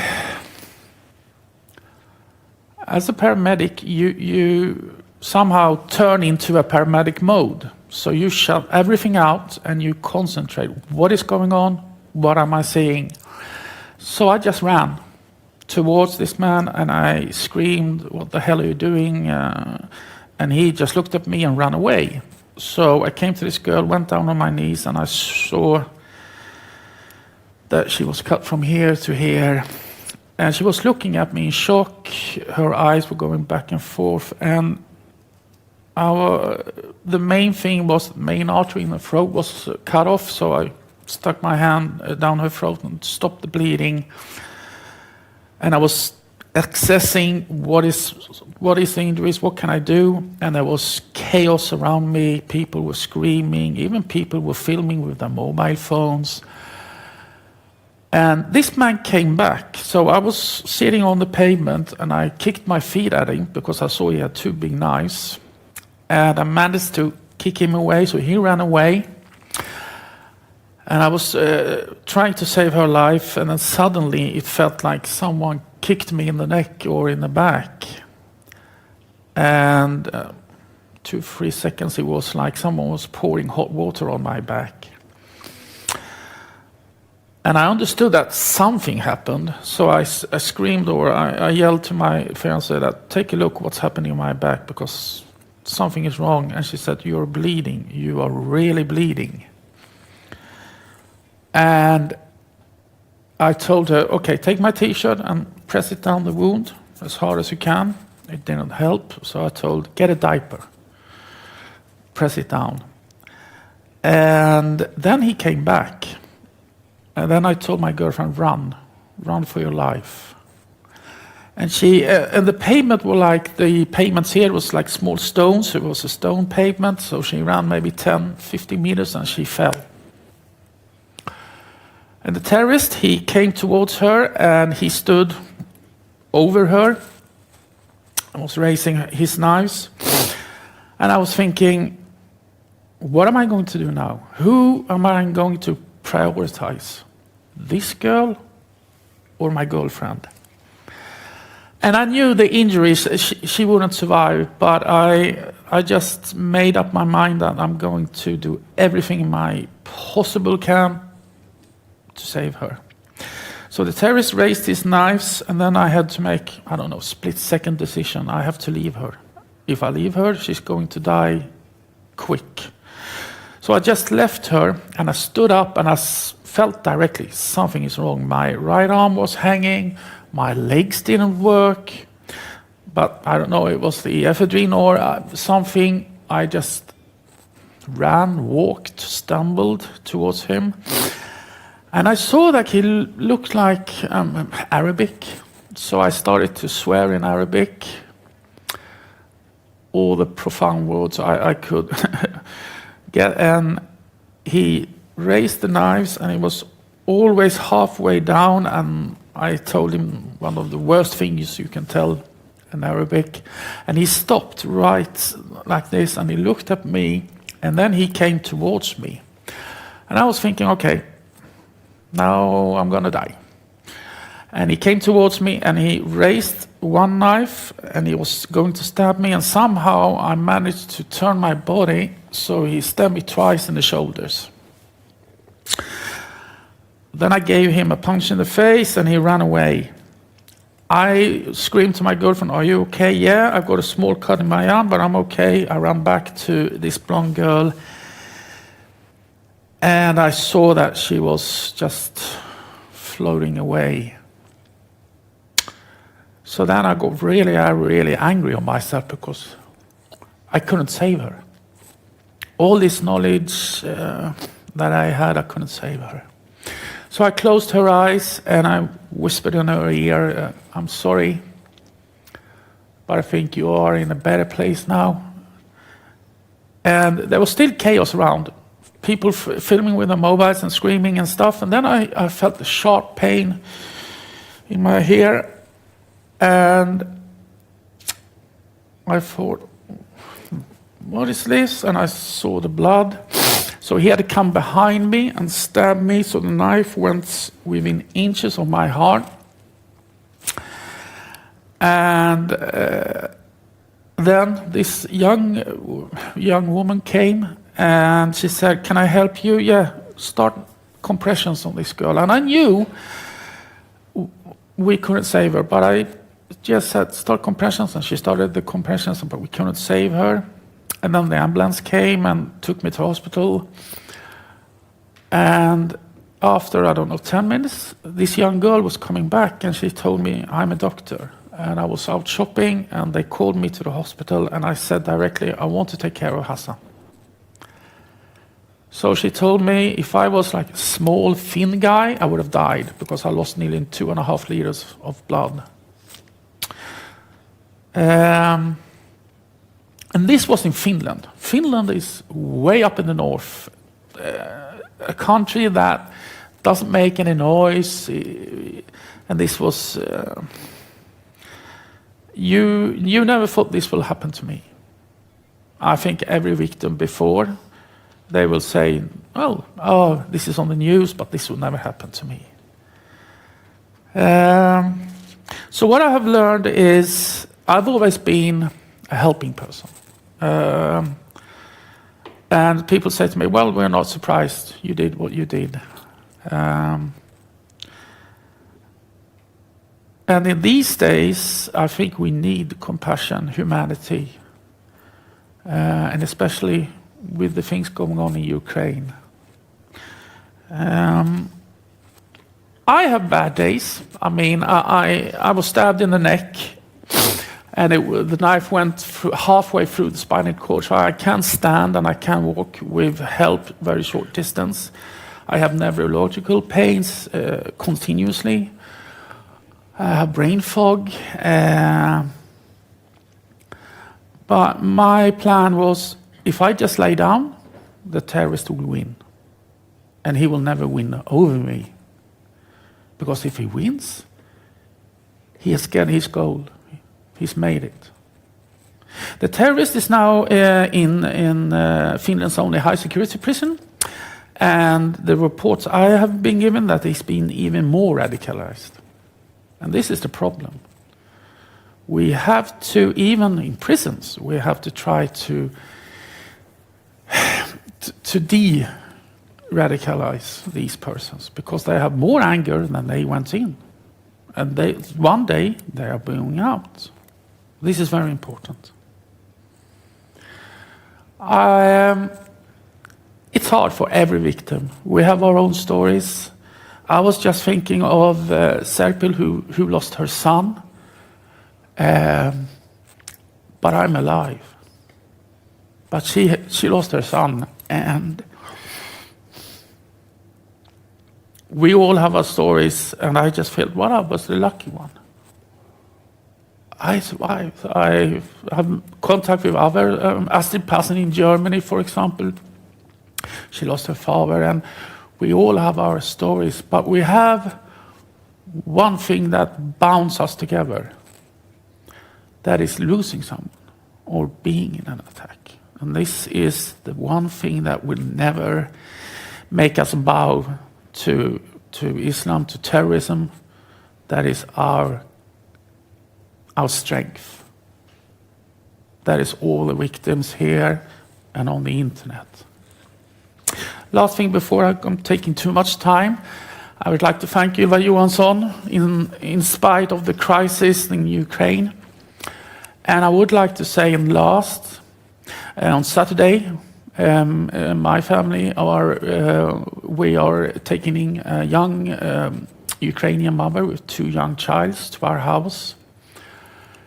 And if you have a place, if you have the possibility, please open your arms. Because this is a war in Europe, 2022. We need to help. We really need. Thank you so much for listening. Keep fighting, everyone.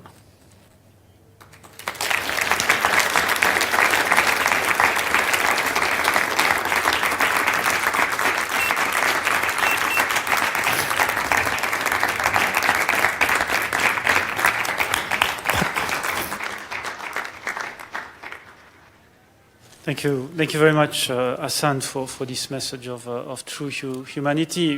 Many of the aspects that you referred to in your story are the aspects which have inspired all the practitioners who are working very closely together throughout the European Union, from providing care to victims, to the prevention, of course, of radicalization, but then also to the attempts of de-radicalization.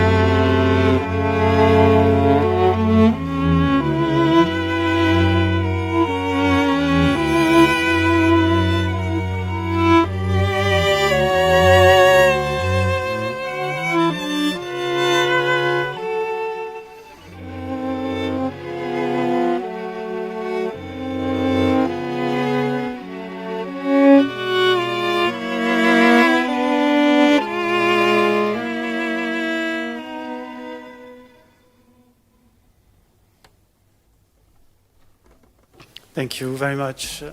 We thought that after the testimony of Hassan, we needed music. But not only music, we also needed to refer now to our long-standing companion, which was actually your idea, the idea of many of you who thought that throughout our journey every year, we would actually have something that would symbolize both continuity but also strength. And for this, we have this wonderful tree here in front of us. And I'm very happy to now invite Commissioner Johansson, who accepted to be the Master of Ceremony. You will see in front of you, you all have a little card, and this is meant to write a message of support, of hope, of joy, so that the tree could collect those messages and we could keep trace of those.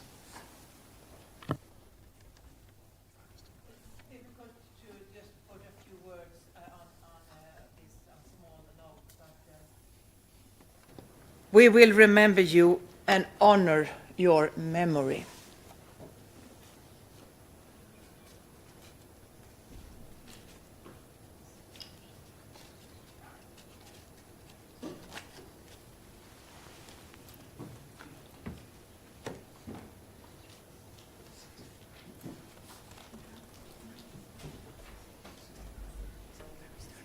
So with music, I would invite you, for those of you who are willing to come and post your message on the tree.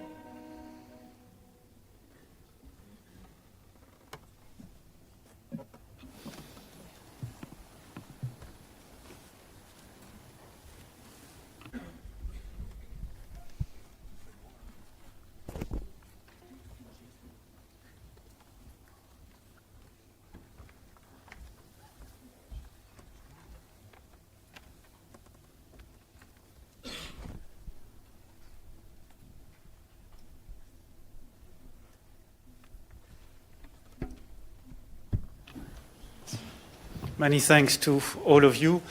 While the tree continues to grow in terms of messages, let us now move to a little picture of what civil society can provide with Thomas. Thomas will come and introduce us to the activities of V-Europe. Thomas, please.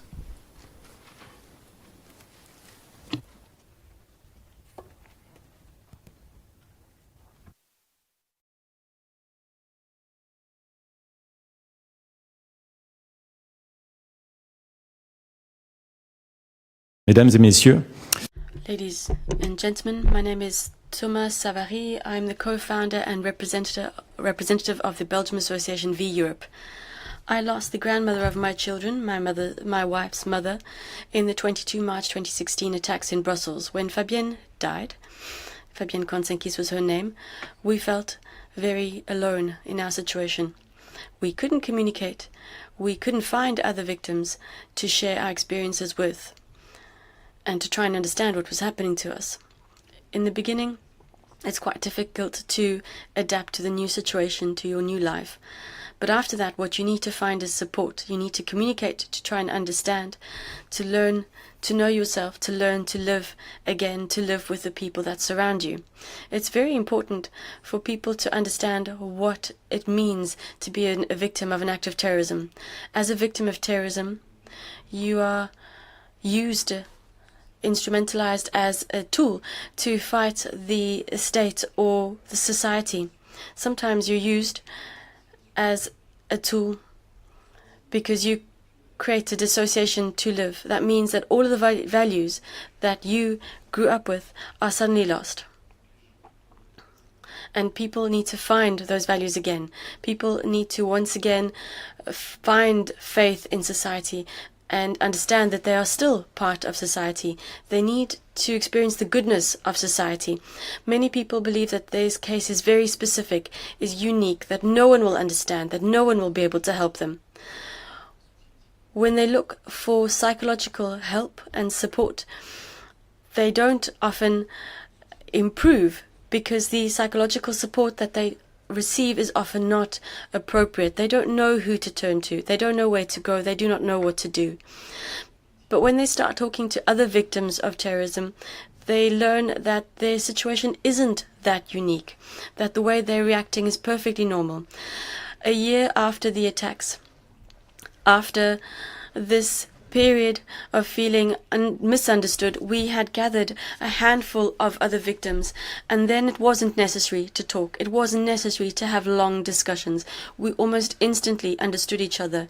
We supported each other. We didn't judge each other. And all of this helped us to build our lives up again and move forward. That is where our battle started. And now, 6 years later, here we are. For a few years now, we've been presenting a coaching project to help victims. But as you know, Belgium is an original country and sometimes quite complex in many ways. Responsibilities here are divided among the federal and local governments, and what we wanted to do was create a one-stop shop, a centralized unit, but unfortunately that wasn't possible.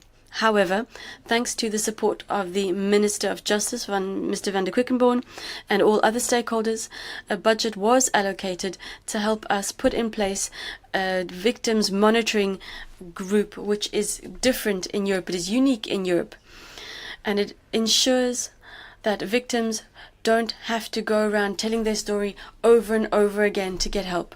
We have 3 coordinators who work with us. We could call them facilitators if you wish. These coordinators, facilitators, make it possible to help victims of terrorism, to follow them, to tell them what to do in Belgian administration terms, to help them find the information, help them understand their entitlements, insurance, inheritance, legal proceedings, help them navigate all of this and put a human touch to it. The coordinator will help them analyze all the problems that they encounter, will help them go to the various structures which can help them.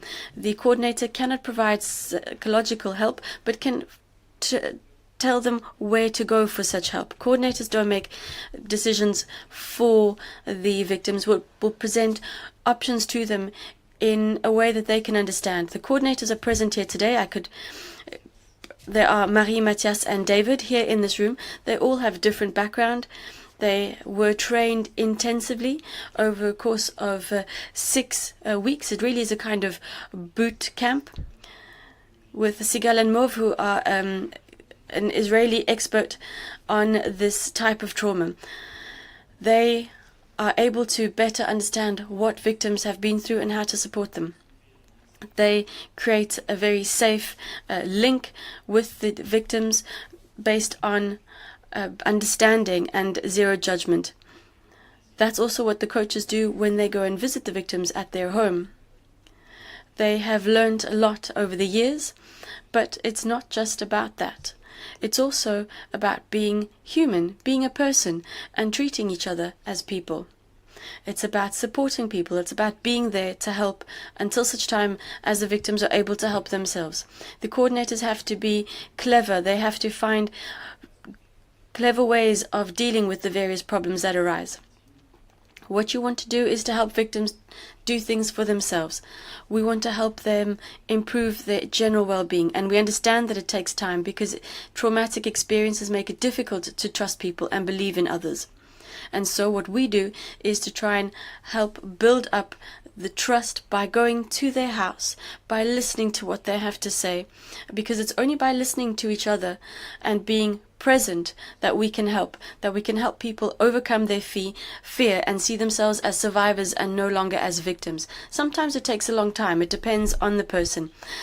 So by way of conclusion, I'd like to give you a personal example. My daughter is now 10. I have two children, aged 10 and 7. On the 22nd of March 2016, my daughter Luce was 4. 6 years later, she is still very much affected by the loss of her grandmother during those attacks. She goes through therapy, art therapy, and once during an art therapy class she created the following. This mask, which expresses what she feels. This mask shows people who she is and what she feels on the inside. She calls it Super Monka, Super Grandmother. And she tries to show other people that she's strong. It says exceptional, it says strong. Those are the words that she's put on here. Beautiful, pretty. And on the inside, you'll be able to read it for yourselves. It says sad, fear, stressed, sensitive. This is what the loss of her grandmother represents. She made this 2 weeks ago. Why am I telling you this? I'm telling you this because the coaches that V Europe was able to recruit, was lucky enough to recruit, will help victims to be heard and create a basis of knowledge and experience so that each and every person can receive the right support. This art therapy that my daughter follows, well, other children will be able to benefit from it as well, and maybe that will help them feel better. And then they, in turn, will be able to listen to the experiences of others. They'll be able to help, facilitate, coordinate, and perhaps give meaning, in a way, to what has happened. So all they try and do is to recreate these links, these ties that have disappeared, that are broken down. What happened has happened, but I want to say, live your life. My daughter will always remember her grandmother her entire life, but I would tell her to live her life. We need to live our lives. We need to be happy that we are here. We need to think of the people we lost. We will never forget the victims or the people who were wounded, the people who died. We will never forget them. We will think about them. And I think what they would want us to do is to think of them and live our lives for them. Thank you very much. Have a nice day, everyone.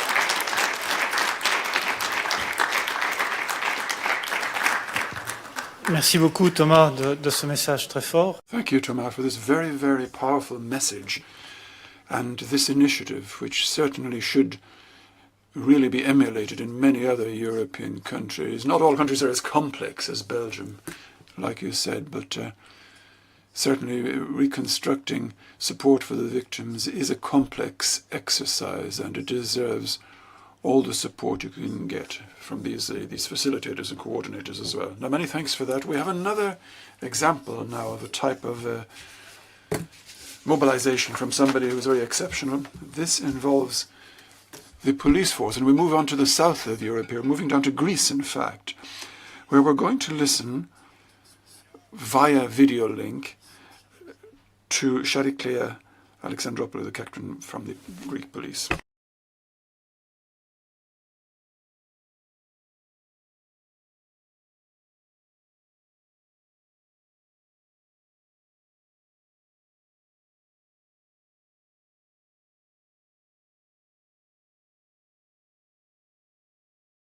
Good afternoon from Greece.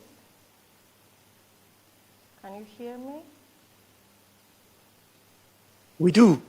Okay. It is a honor for us to take part in this very important ceremony on the Day of Remembrance for the victims of terrorism. The memory of the victims is the most powerful weapon of democracy in the fight against terrorism, but also the essence that holds our societies together. Greece, as you know, has a lot of victims of terrorist attacks. Thank you for the invitation. So you can see the logo of our office, which depicts the Athanatos plant, immortal plant in English, and a flame. The Athanatos, as a plant, has a characteristic that even if it dries up, new shoots grows at its base. The flame symbolizes the immortality of the soul, and since ancient time, it has been used in funerary monuments. The Athanatos and the flame together highlight the intention of society to preserve alive the memory of the victims. So, the office has been established in the Ministry of Citizen Protection and operates under the Minister of Citizen Protection. Our office is relatively newly established, staffed in February 2021. The mission of the office is to support both victims of terrorist attack and their relatives. The responsibilities of our office are to inform and provide every kind of assistance, both to the victims of terrorist attacks and their relatives, as well as to enable the communication with the appropriate civil and private sectors, which are responsible to offer support. To support the ones who first respond to the events of terrorist attacks and result in multiple victims, in accordance with the crisis management plan and in collaboration with the services of the Hellenic Police, which are in charge of such cases. Also, to inform both victims and their relatives about memorial events which are held in Greece and abroad, and facilitate their participation in them. To participate in collaboration with other civil services in planning, organization, and implementation of the memorial events for victims of terrorism. To keep in constant touch and communicate with the victims and their relatives. Finally, to support the bodies of society of the citizen in organized actions in order to support the victims, and to connect and cooperate with relevant services and offices in the European Union and other states and international organizations, as well as victims' organizations abroad. According to the Greek law, a victim of terrorism is a natural person who has suffered harm, including physical, mental, or emotional harm, or financial loss directly caused by a terrorist crime, and a family member of a person whose death has been directly caused by a terrorist crime who has harm as a result of the death of that person. Thus, a definition in common with the European Union directive has been adopted in Greece. The rights of victims of terrorism in Greece are as follows. Victims of terrorism are treated with respect and dignity in Greece and are recognized as being a special category of victims of crime. Additional rights, which focus mostly on state pensions and other public sector benefits, have been implemented for these victims and their relatives. The needs of victims of terrorism are addressed by Article 40 of Law 4689/2020. The establishment of Victim of Terrorism Support Office reflects the Greek government's special interest in implementing the law in practice. During its operation, our office has dealt with cases of victims of terrorism which are mostly justified by supporting financial matter as well as judicial assistance. In Greece are recorded the following victims of terrorism: 123 police officers, 4 women and 119 men, of which 12 were deceased and 111 injured. 27 citizens, 4 women and 23 men, of which 25 were deceased and 2 injured. Most of them are victims of the terrorist organization 17 November. Since 2006, the Memorial Day for Victims of Terrorism has been recognized, and it is reflected in the initiative of the Ministry of Citizen Protection. The event takes place annually on the third Sunday of January, when a memorial service is held in the Cathedral of Athens, dedicated to the memory of all victims of terrorism in the presence of victims and their relatives and representatives of the public authorities and the Greek government. Also, the Wall of Memory, a monument where relatives of the victims of terrorism can post messages, has been created in the Victims of Terrorism Support Office. Here you can see photos for the memory wall. And here, memory wall is behind me. And these are the contact details with our office. Thank you a lot for your attention.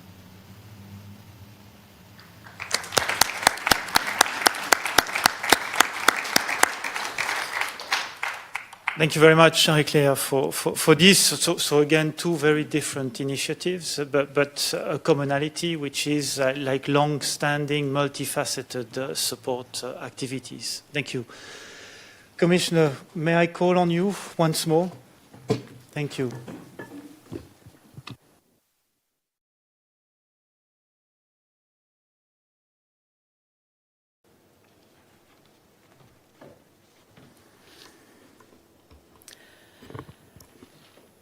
So, I would just say thank you.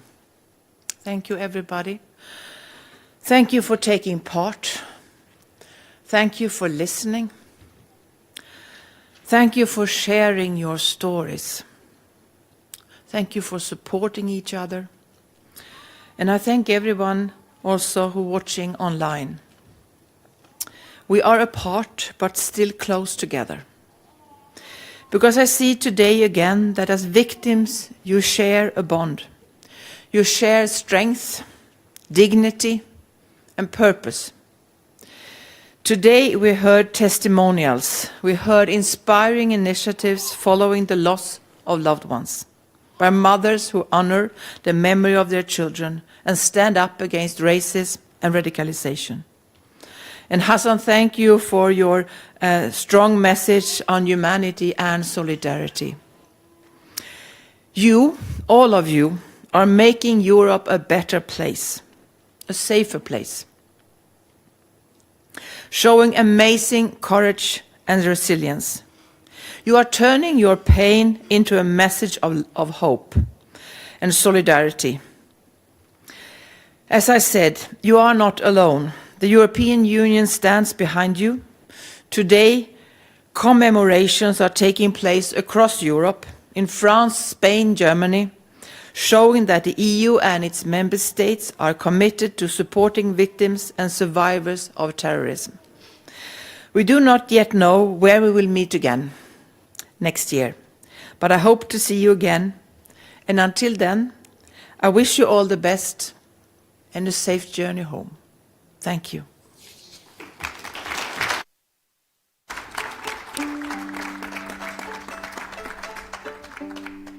Many thanks, Commissioner. We will now be gifted once more with a piece from the Quatuor Malibran. We thank them as well for being with us throughout this event, for your flexibility as well. You had to improvise at one point because I went off my script. After the piece, we will be walking out physically out of the room, and those who follow the event online will have a virtual walkout organized by many colleagues, many practitioners of the RAN, in the form of continuous discussions with them. Thank you.